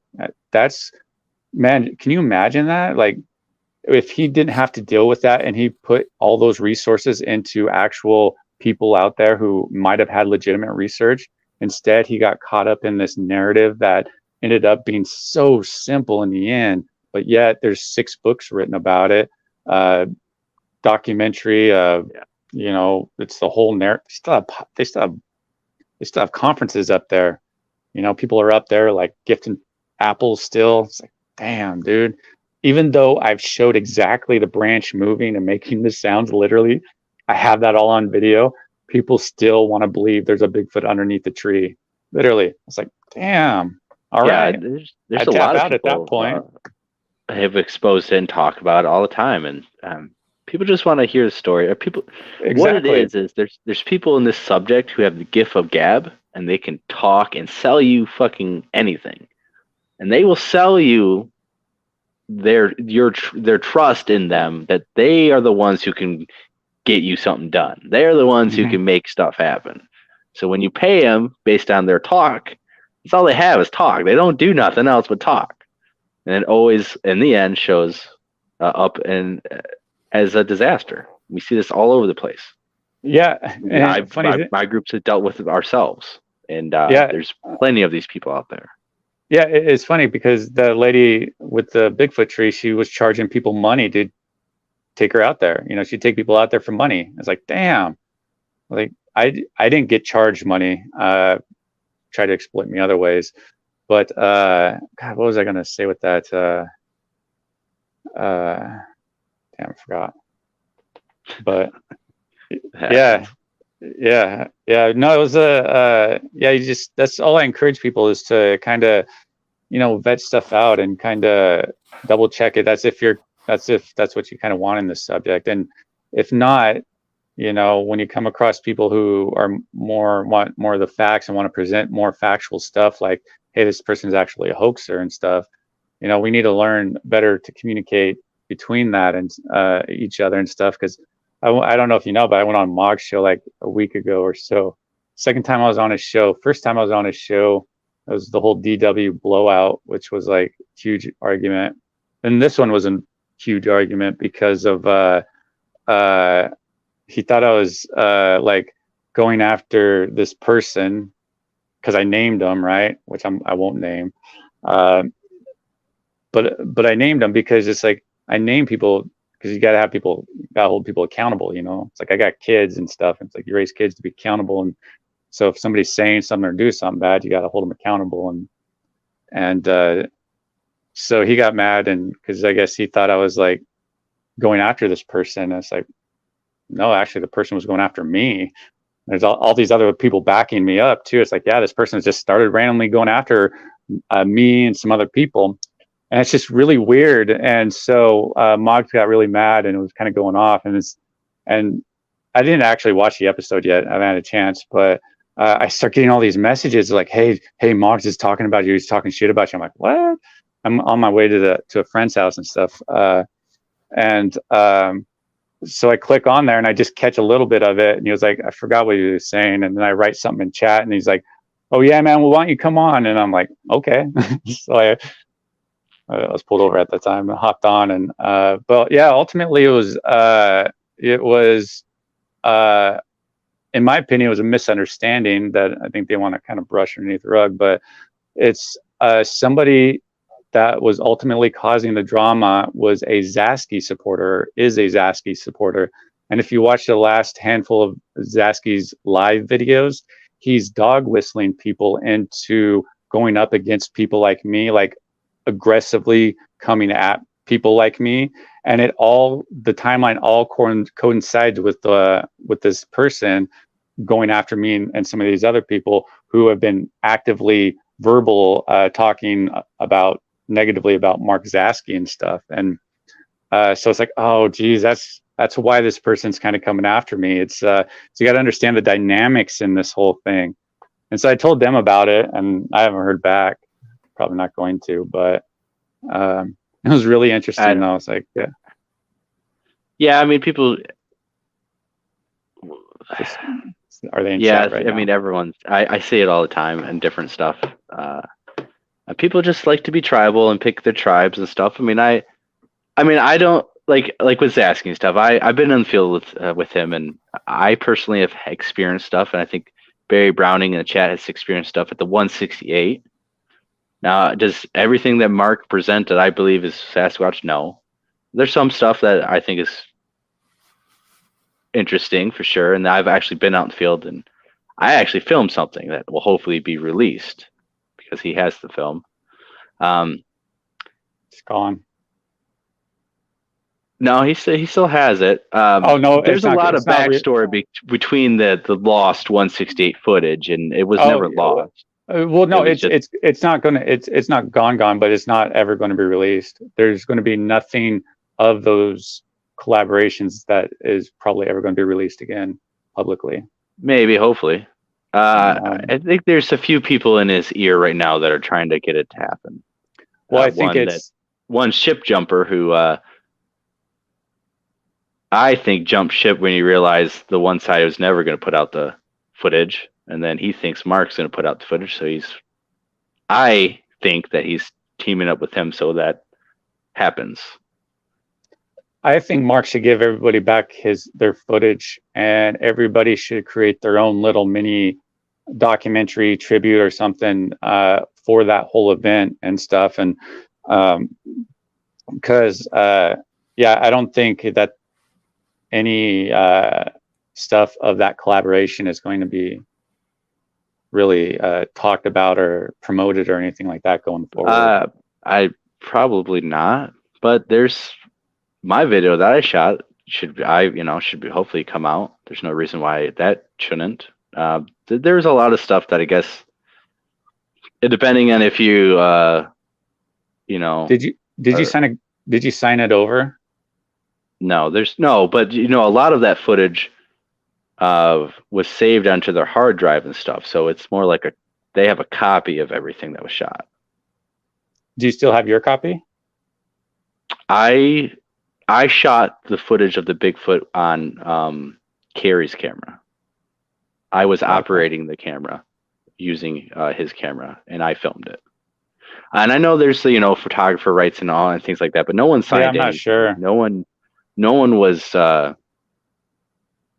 No one had issues about keeping footage or the footage not getting out. I think that what happened was I think Carrie just got too overwhelmed with the amount of stuff that was captured and the amount of stuff that had to be looked through, and it wasn't all agree. looked through. It wasn't 100%. It wasn't all looked through because if it was, you would have my video that I shot would have been in that documentary, and it's so you have Well, a I lot think of clips that are like hours long that you have 10 seconds worth of something going on, well, I and think I that's think that supposed to be there's part just 2, wasn't it? it wasn't shot narrationally good enough for him to make it. Like, we were out in the field shooting video and it's all like raw stuff. Like there's no we're not explaining to the camera what's going on. This would all be after the fact dubbed and stuff, but it wasn't shot in the way that he wanted it to be shot. I think the next expedition that we were going to have was going to be shot differently. Because you can plan and you can talk, but when you get in the field and make stuff happen, people don't step up when they were supposed to step up. A lot of combination of things happen. Yeah, I remember him doing a but video after about the that. fact, I think there's a lot of fucking people in the ear. There's a lot of back and forth drama, and then Carrie finally said, I'm done with the footage. I don't want to deal with the footage. Mark, you have the footage. You go through it. You deal with it. Pull out whatever the fuck you can. Because I know there was a lot of people. There's ragging him about 168. There's more footage. How come this wasn't seen? How come this? And Yeah, there's like so many people like weren't even included. Well, there was so much footage that again didn't get looked through, didn't get processed, and didn't get edited to be put on this. So I'm thinking, he should have waited a whole another year of actually processing this all and getting it done. But Carrie worked so many hours, he didn't have time. I think that's why kind of the frustration and everything was that, and that's why he gave those hard drive copies to Mark. Now, Carrie did tell people that copy was lost. It got lost. He started telling people that it's lost. It's not going to come out. And that's why some people said that, why the fuck does Mark have this when Carrie said that it was destroyed and stuff like that? Remember that? Because Carrie didn't want to deal with that. Carrie was pretty pissed that people were just bugging him about this footage. Well, yeah, I mean, and I kind of really feel bad about Carrie for the time, because you're right. Because he was talking about, because I deal with filming and stuff, so you kind of sympathize with him on the struggles that he was. It was such a big project. He really should have, with the editing and stuff, he really should have subbed that out to other people that could dedicate the whole time to it, not Mark. And I think it probably would have produced a better product and stuff. And yeah, I mean, I don't know. Hopefully, people will get their footage back, and I don't know. I don't know with Mark. It's not saying. I personally feel like all the people who went there, if you want your footage to come out, then you should talk to Mark and try to figure out a way to work on it together so it comes out. As of now, if no one helps him to figure out anything, all he has is what he sees, and he can pull out anything he wants. If you go there and you tell him, hey, this is what happened. We were on this location, this time. Everyone was here.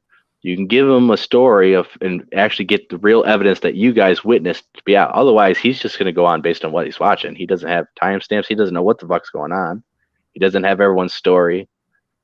So when he thinks something's going on, he's going to grab onto that. There might be nothing going on. So I personally feel like, if we want this information to come out and be legit and as close as real as possible, then the people need to talk to him and work on getting their footage out and get it presented the right way, how it happened.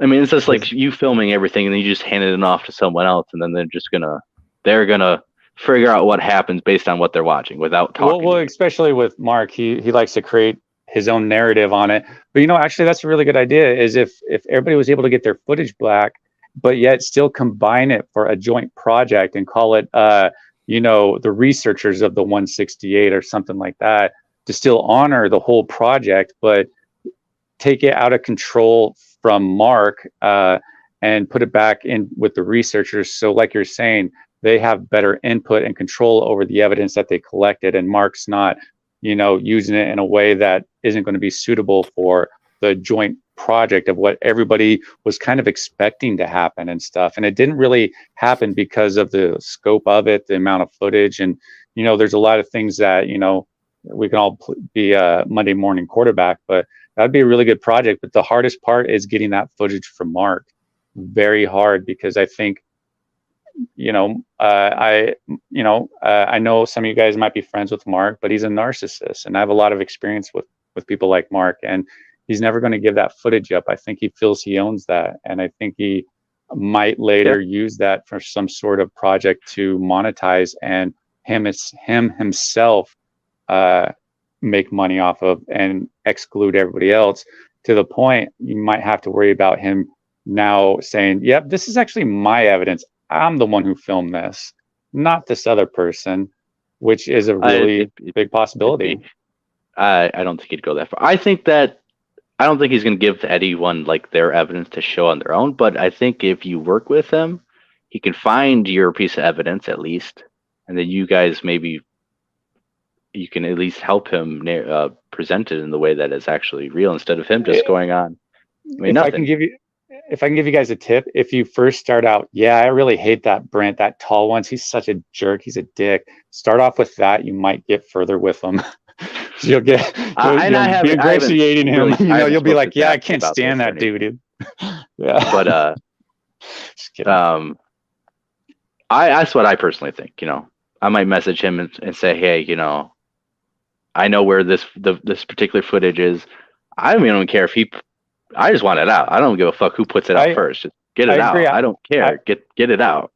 Yeah, I've heard there's some really good footage out there that's like, damn, you know, you kind of want, it's like the Ron Moorhead stuff. You find out there's like 10 extra hours that that's not released yet. It's like, that's very interesting to find that out too. Dude, what's up? You don't think anybody would find that interesting? I actually messaged him like, dude, a lot of us are kind of interested in that. I think on Jeff's show, and he said, he mentioned that, and he said that people weren't interested or something like that. He didn't think there was any value in it. Like, he didn't think like there was any valuable information in there. I'm like, dude, really?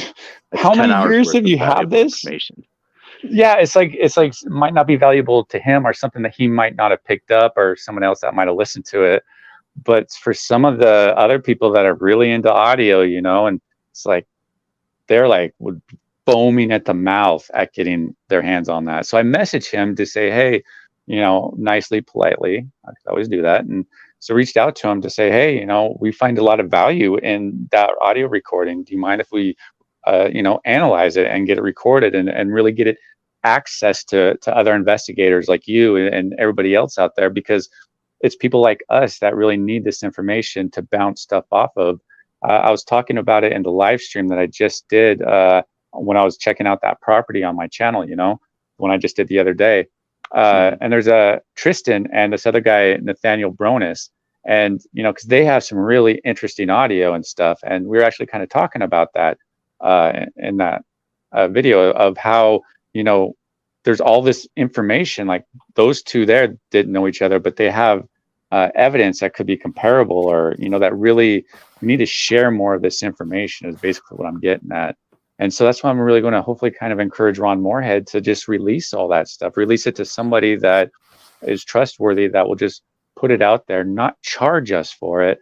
I really don't like the idea of having to pay for potential evidence. You know, I just don't. Potential shit. I mean, if there's nothing there, why would we be paying for something if there's nothing? Yeah, there? well, like, you know, it depends upon. It's different if there's like, you give us sneak peeks and there's like substance.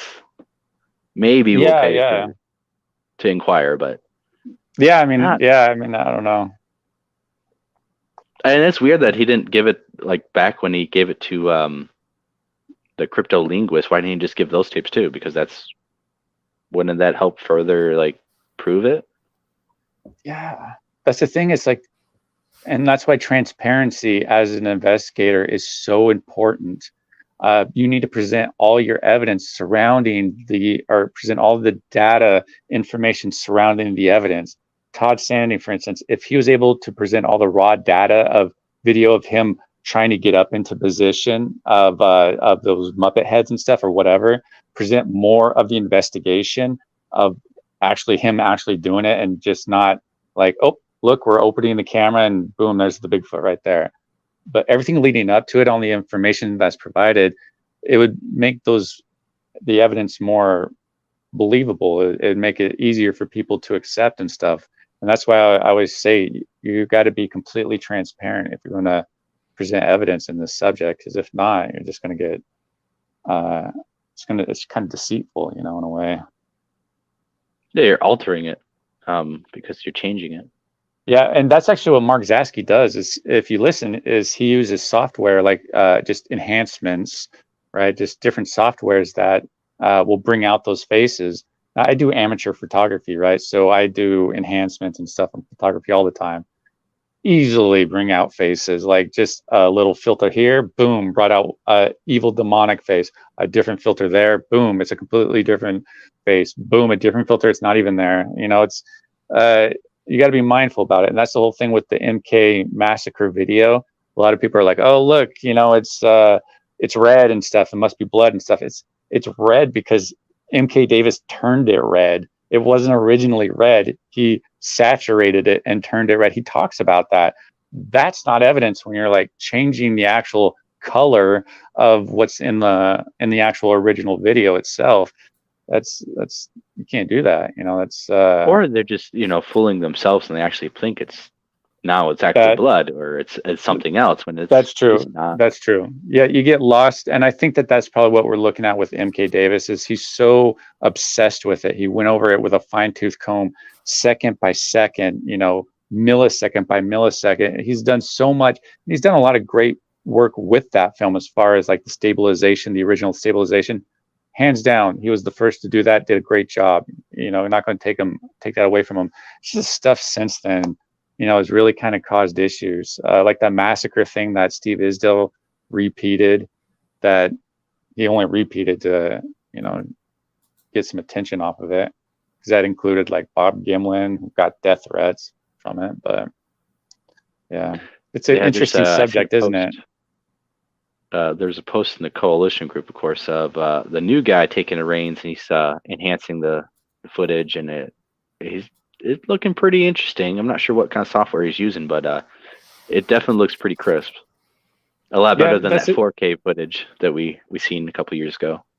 Yeah, and if you look on my channel, I actually have a video dedicated to this about the dangers of using AI enhancement software because it creates pixels, and it does it by dependent upon the software that you use. And the video that I did really breaks it down, especially if you're pixel peaking. Pixel peaking is where you zoom into a photo a lot. That's where you get distortions, more distortions and stuff. But so be mindful when you look at some of these enhancements, because this is where transparency is really important.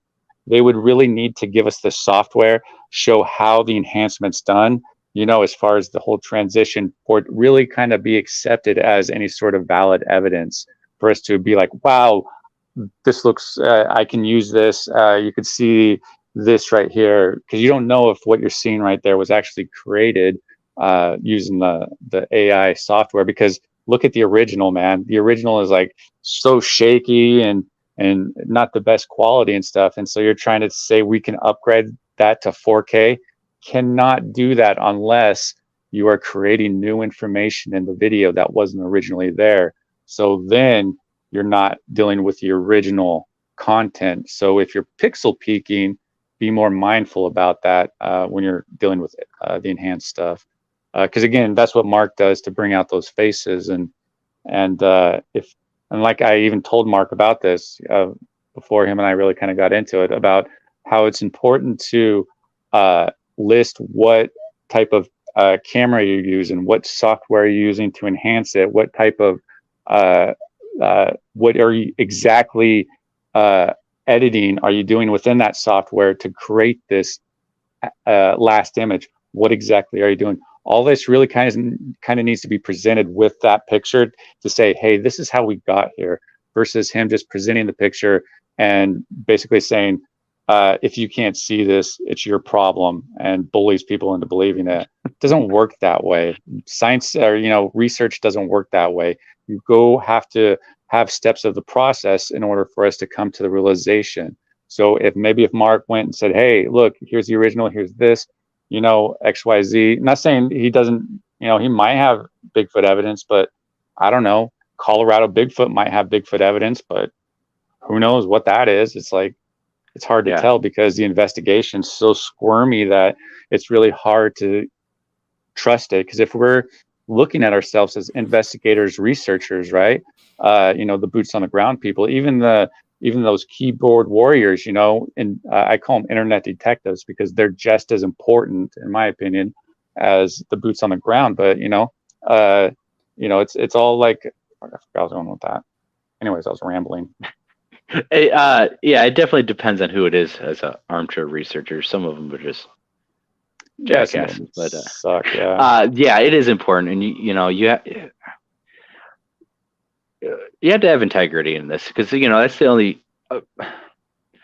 You have to have integrity because if you don't have that, you're not honest about what you're doing out in the field yourself. Everything else is a lie. You're deceiving yourself, and everything else is going to be a lie from that deception. Oh, absolutely. And then you fall into that narration, or that plateau of, well, I just need more evidence. I need more evidence. There's nothing going on. My channels.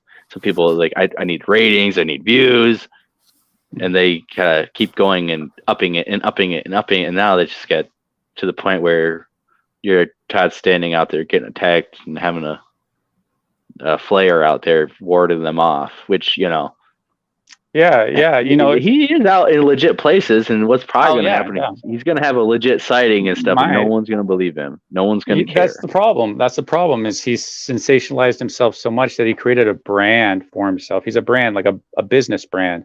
That's the way I kind of look at it. Is it's a Todd Standing business brand, and he even does guerrilla marketing to help promote his own brand and the stuff that he produces, like the documentary he made.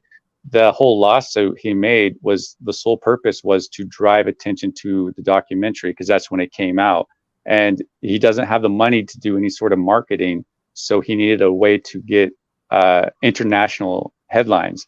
What better way than to come out with a lawsuit, cost little to no money, versus like the reward on the amount of marketing he was able to achieve from it.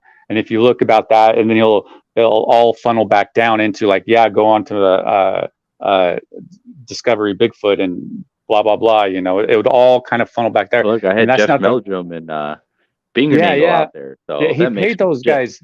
Yeah, he paid those guys for borrowed credibility, right? And you see it more in this subject where they'll, some of these hoaxers and stuff, they'll latch on and try and like use borrowed, like, the Lori Simmons, the lady with the Bigfoot tree, she tried to do it so much. She did with like Adam Davies, John Bindernagel, and Brian Sykes, and all these other people and stuff. Like, oh, these people, they support me. I have pictures with them, so that they back up my research. So even though they don't not necessarily back them up, like John Bindernagel with Lori Simmons just went out there once and didn't hear anything, but she uses that as a big collaboration they did. It's like, wasn't anything like that. And you see a lot of other people kind of do that too, where they use the borrowed credibility and what do you think about like paying Meldrum to come out to your site and then using that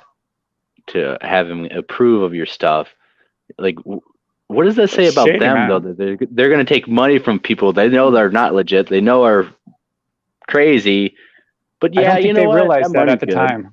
I don't think they realized no integrity. I don't think they realized you're paid for science, really. Yeah, I don't think they realized it at the time about that, the borrowed credibility thing, and so I don't think they realized it at the time. And I thought back then they probably thought that Todd was probably more legitimate than not.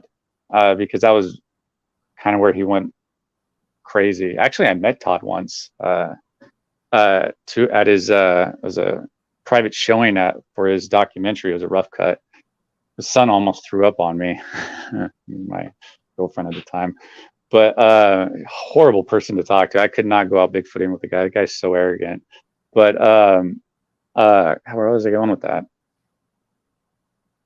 Oh yeah, but yeah, so he I don't think that Jeff knew that, but Jeff gets paid. Jeff's going on a cruise now with with David Paulides. It's like, wow, I didn't know Bigfoot was on a cruise now, an Alaskan cruise. Like, wow, that's That wow. yeah, Didn't I see mean, that.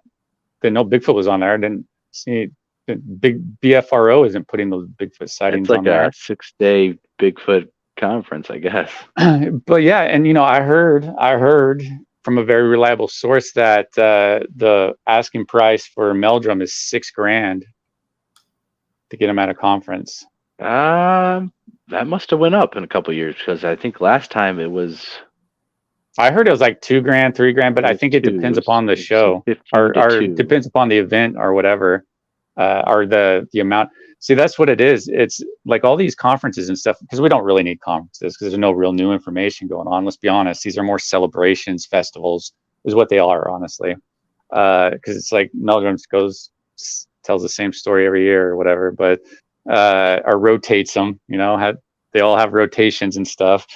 But what all these conferences are, and I know people who do put on the conferences, it's for the money, dude. They they rent a place and they're able to, it's like, and it's whatever. I go to Star Trek conferences, conventions, and I dropped $600 just getting all my pictures taken with the TNG Star Trek crew, right? So it's like, I'm not one to say anything, but that's all.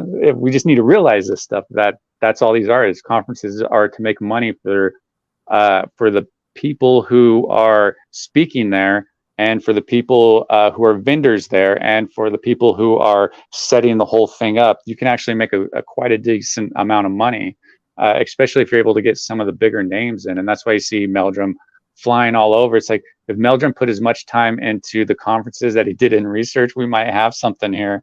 Instead, he's like flying all around and stuff. And so it's like, man, that's where you kind of are disappointed that these people that you look up to, of hoping to solve the subject, have been lost in the subject, the narrative of the subject, the business of the subject. And that's really unfortunate, because we lost our way, we lost our reins. And I feel, for me personally, I tried to cater more of getting us back on the right track and talking about, giving examples of people that might be lying to us, and giving receipts, bringing receipts to prove it and stuff. And that's what I feel that I kind of do and offer.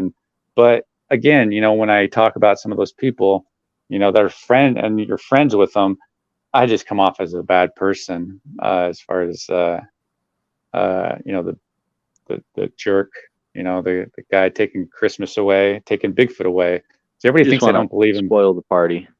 Yeah, I'm like Mr. Killjoy. But again, I recognize and realize that we're not all in this for the same reasons. And the people I talk to and say this stuff to is hopefully to the people that want to hear it. And there's a lot of people actually that want to hear it. I'm actually surprised on all the positive feedback that I've gotten from like all the Wes Germer stuff and Randy Brisson stuff. Because actually that's why I left Nikki's show, and didn't really do podcasts and stuff, because I didn't want to get like any guilty by association and stuff, because it was already kind of happening where it's like people who didn't really like me because of my stance on certain people, and I didn't want it to ruin her show and anybody else's show. So I'm like, I'm tapping out, because I really want to go say and do all this stuff and present all this stuff, because people have a right to know. And I've had so many people reach out to me, people that are like known in the subject, and I had no idea that were even following me, right? Following what I do and stuff,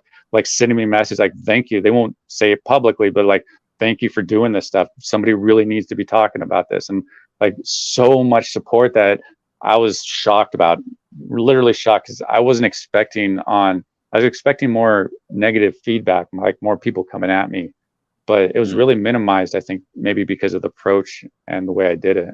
I do scripts now too. So like my last 3 or 4 videos are all script, like I write it beforehand and then I use a teleprompter and it reads it. So that's why it's like, I don't stutter anymore and I don't look away, because when I did my Randy Brisson video and all those other videos, I just do it from memory. Like I'll do it, like if it's a 20-minute video, it's a 20-minute sit, like no cuts really, which is hard as fuck, man. But so I always constantly look away, which you probably see me doing now, but I constantly look away because that's just what I do when I talk. And so Randy Brisson tried to use that against me in his response video. So I got a good, that's one reason why I started doing the scripts now, which is actually a lot easier too. So I found it when I was doing narration that if you write it down, it's a little easier to come off the tongue, and especially if you're in doing a 20-minute video and you keep messing up, it's like I don't want to restart this. I'm just gonna let it slide. Yeah, just like, I forgot to add that, but it's like, I misspoke there. It's like, it's what it is. But yeah, I prefer the scripts, and I'm still tweaking the Randy Brisson video. I already actually made the video, but I'm remaking it. I'm actually gonna make it like really primo. Like, wow, this should be on Netflix. The Tiger King expose or something. But, yeah. There's that David Hollis guy.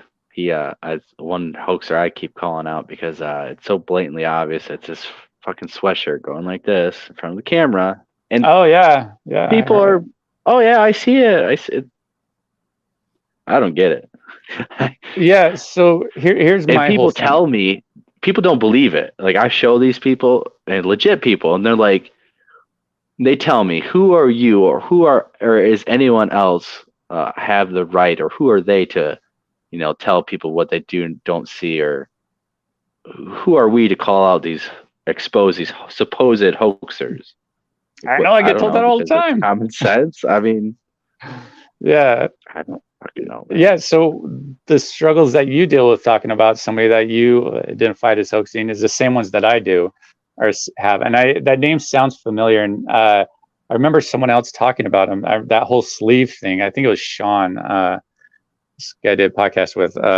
He was talking about that and some other ridiculous evidence as well. But the thing is you'll always have those followers. You'll always have the followers, and that's okay. Just as long as the information's out there, so the people could make the decision for themselves, and it's not suppressed. Like that Wes Germer report was suppressed for years. If anybody brought it up, you were like lambasted. Had so many people talking trash to you, saying really negative things to you when you would talk about it or post it or something, that it just made it hard. But yeah, I don't know. Who cares now? Let's just speak it, because I mean, I don't need anything from the subject. I personally think he's fake. That's just me, because of what I've seen before even noticing the hoax, realizing the hoax. Some off that I just don't particularly trust about it, and of course, him lying and hoaxing only furthers that. Well, look at King. I mean, because it's just dumb. If you just go out there and legitimately try, sooner or later, depending on where you're at, you might have a story you don't need to lie about. I do. I mean, I have stories that it's like, I don't know what that was. My wood knocking experience back and forth, don't know what that was. Pretty far out there. And just some other things that it's like, I don't know. Yeah. So as long as just be honest with yourself, because man, once you start going down that dishonest route, that's when things really start causing issues. But I figured it out, though. It's like, I think a lot of the people making some of these claims and stuff are doing so because they're in this subject, because they are dealing with trauma or PTSD. This subject gives people the freedom to create any sort of narrative life that they want and build a community around it. And, I've noticed that, that we're dealing with that in this subject on a more prevalent level than I think we realize. And it's we have to be mindful of that when we talk to some of these people who don't deserve to be rude to them, because they're not, they got so much going, like Janice Carter, for instance. It's like, I would dog on, I'm sure some of you guys might be Janice Carter fans or something, but the whole story is fake. It's not real. It's all never happened. And the whole thing with Janice Carter, it's she went through a lot of abuse, like physical abuse, mental trauma abuse, that caused this need to escape that life, and boom, You go create this whole narrative of Bigfoot. You get this community. You get this sense of control of your life that you didn't have before, because you get to create the narrative of what you're experiencing and what you know, you're telling other people. And I think some people need that in life, and we just need to recognize those people and leave them alone, and just realize that, you know, maybe they're not, we just don't use them for viable information. Like C. Wayne Wilson, I love the dude, right? I love the dude. Like, I love the dude to death. I don't believe what I don't think the stuff he sees is real, but I think he believes it's real. And I believe he's genuine about that. And I will protect that dude and like defend that dude, like till the very end. Like, anybody who goes after that dude, I'm like, oh, buddy, like, no way you're going after that guy. He's like you know, the nicest guy ever, man. yeah. And people he like really that. is. Yeah, we need to protect people like that, because I think this subject and what he does is really important and valuable to him, that he gets so much from it that if you took it away, that I don't know how it would affect his life, how it might affect it negatively, you know, and that's okay. And we just need to recognize that, and don't need to call him out or anything, but just, you know, try and be cool when we come across them. I try to be, you know, more about it. Sure. I mean, I only call out like the narcissist. Like, that's the only real link. Is I have a serious issue with narcissists. It's my one trigger, right? It's my one trigger that I cannot get over. Doesn't matter all the years of therapy and stuff. I cannot get over a narcissist. When I see a narcissist or come across one, especially a bully, like a Zasky or whoever, it's like, oh man, it's like, game on, buddy. It's like, you know, I'll go full out like a pit bull, and I'll lock on, man, and I'm not letting go until, you know. Sounds like he had some bad history with someone, and I know that. No, man. yeah. I've been Well, in the twilight zone with a narcissist, and it is, you can't make this shit up. Like, it is beyond reality, and people will fall for it. People will fucking fall for this shit, and it is just like, it's twilight zone. Actually, you know, with my therapist and stuff, I don't go to therapy anymore. I don't really need to, but yeah, I went through so much trauma, and actually, that's what got me into the whole Bigfoot subject, was to kind of escape the trauma that I was going through at the time and stuff, and I needed an outlet. And like, for me, my life was, I'm a business owner, and I have 3 kids, and so that's my life. And I'm a single parent of 3 kids, and with you know, narcissistic, crazy ex and stuff, that's no longer in their lives and stuff. But yeah, it's like, those are the people that I have the biggest issues with, are the narcissists. So when I come across them, like Lori, she's a complete narcissist, right? Randy, Wes, all these people, they're all narcissists. So it's not like I'm going after somebody that's like sweet and nice and stuff. These are all people who do harm. I think they don't have good personalities. They're ugly inside, and sometimes I have to get a little ugly to do what I think, to be that pit bull, you know, and go, I don't know, be stupid, I guess. You have to, honestly, because it's just like with your guys. Nice to everyone. Sometimes you have to stand your ground, and that means standing your ground in a mean way. If you have to be the fucking meanest son of a bitch ever, you will be the meanest son of a bitch ever. Yeah, it's okay, like with that. Yeah, it's like with that guy David, though. You know, that you're kind of going after, or kind of talking and highlighting. It's like, no matter how much you tell people, nobody's listening, and which is really unfortunate, because he's got such a circle around him. And even though his evidence is so ridiculous, like the Ken King, like, he's got like, I don't know, 10,000 subscribers, and like his videos get like 5,000 views or something, but the dude was caught hoaxing. He was caught hoaxing red-handed. A dude made a video about it, and King King and his wife actually made a video of, I'm sorry. His excuse was that they needed to produce more content, so they wanted to keep the viewers entertained, because that's what you got to do when, like you're talking about earlier, these investigators, in order to maintain and grow their channel, in order to keep their audience happy, they need to create, and they start manufacturing their evidence. And that's exactly what Ken King admitted to in a now deleted video, but it still exists in fractured form on, I forgot which YouTube channel. Somebody did an expose on him, and then got so much hate for it too, for pointing out Ken King, like it was a trail camp that he said like Bigfoot tore down or something like that, and it was actually him. It's like, oh shit. People want to believe the story. I remember in middle school, and even in elementary school, kids at recess, kids in class telling everyone else a story. Something so far-fetched, but everyone was so engrossed by it, they just believed it because it was just amazing.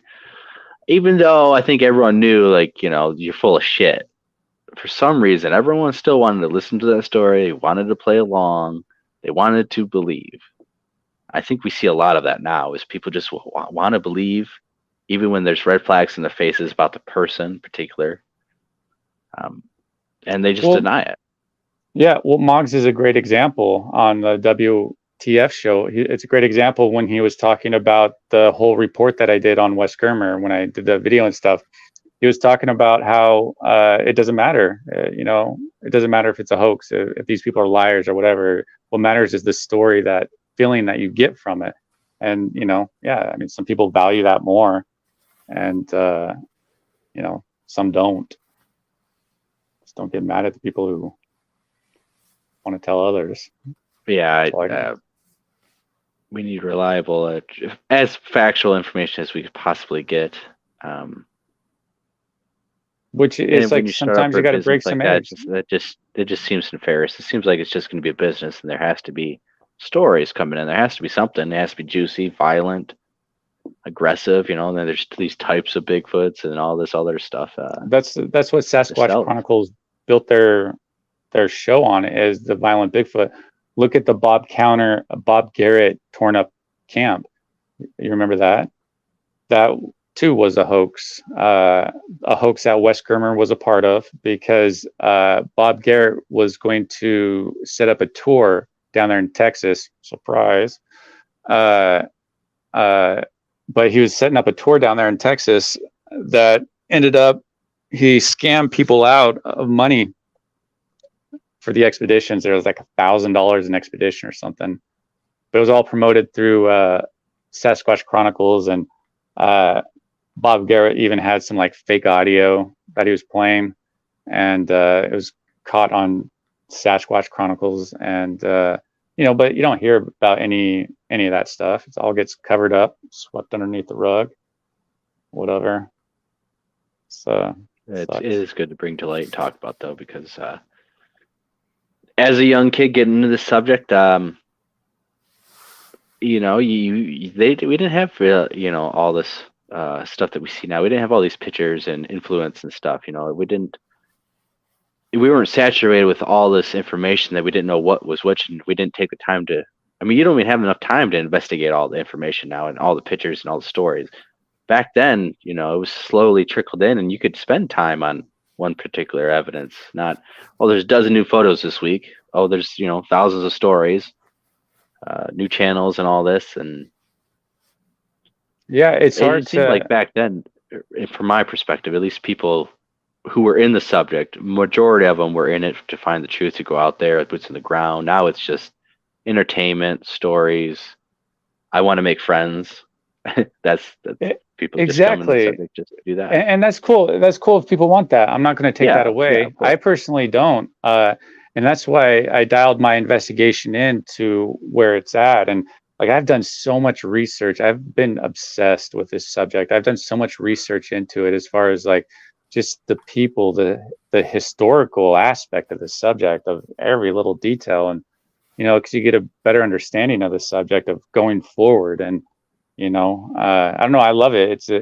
I think that there's something to it. I just wish that, because like this, I feel like the people that I talk to or try to talk to, that I try to make content or whatever for, are people like me coming into the subject that are trying to just get the candid answers. They don't need no sugar coating. They don't want to have some sort of brand or business. That's why it's like I don't make any attempt to try and grow the channel. I just, what I care about is just sharing the information. Some people just like the tag along videos of just going out there and us just hanging out or whatever. But yeah, you know, it's I don't know if I was going with that too. Yeah. That's okay. I'm glad to have you on. I'm gonna be shutting the stream down here. Yeah, I gotta go, man. 2 I'm a.m. so tired. 2 a.m. for Yeah, me me. too. Sorry, man. I talked so much. Well, No, I no, it was don't good. really have any input on any of this. I don't know anything, so. Yeah, it's a fun subject. I mean, and there's a lot of legitimate people out there, and I think that there's something to it. You know, the only thing, we just have to decide what we want out of this subject going forward. And if we want more truthful and stuff, then we need to realize that there's a whole other side that is more about creating the next clicks. You know, it's more of a business, like a Sasquatch Chronicles. Might be Yeah, I some think truth we in need there, to but trim the fat and discipline ourselves a little bit and get our situation under control instead of a blobbering mess of nothingness, of muddy water. Really, we need discipline and structure. And what I feel I'm doing is I'm drawing a line in the sand. And I think a lot of people, you know, might not realize that or anything, but I think history will look back on this as like, yeah, we needed to draw a line in the sand at this point because this is getting kind of ridiculous with some of this stuff. It's not obviously real research, and we just need to distinguish. Not that we need to go take away all this other non-Bigfoot stuff. You know, these people are doing it for trauma reasons or, you know, whatever. Don't need to go take all that away or try to go attack them. We just need to recognize it and just move on and go find the real stuff because it's out there waiting for us to find. We just have to be out there with the right mindset, right perspective. That's right. So, that's right. I appreciate you coming on, Brent. And yeah, it was good talking to you guys. It was a good chat and stuff. Yeah. So everyone, hopefully you guys have a good week. My thing's all messing up on me right now. We'll probably do another live show next week. I am going to try to be out in the field live. If not, though, we'll be here. So, everyone have a good rest of the week and take care. I'll talk to you after. All right, man. All right, I'll stay on. All right, later, guys. See ya. Take it easy, man. All right, let me find the video. And my thing's messing up a little bit.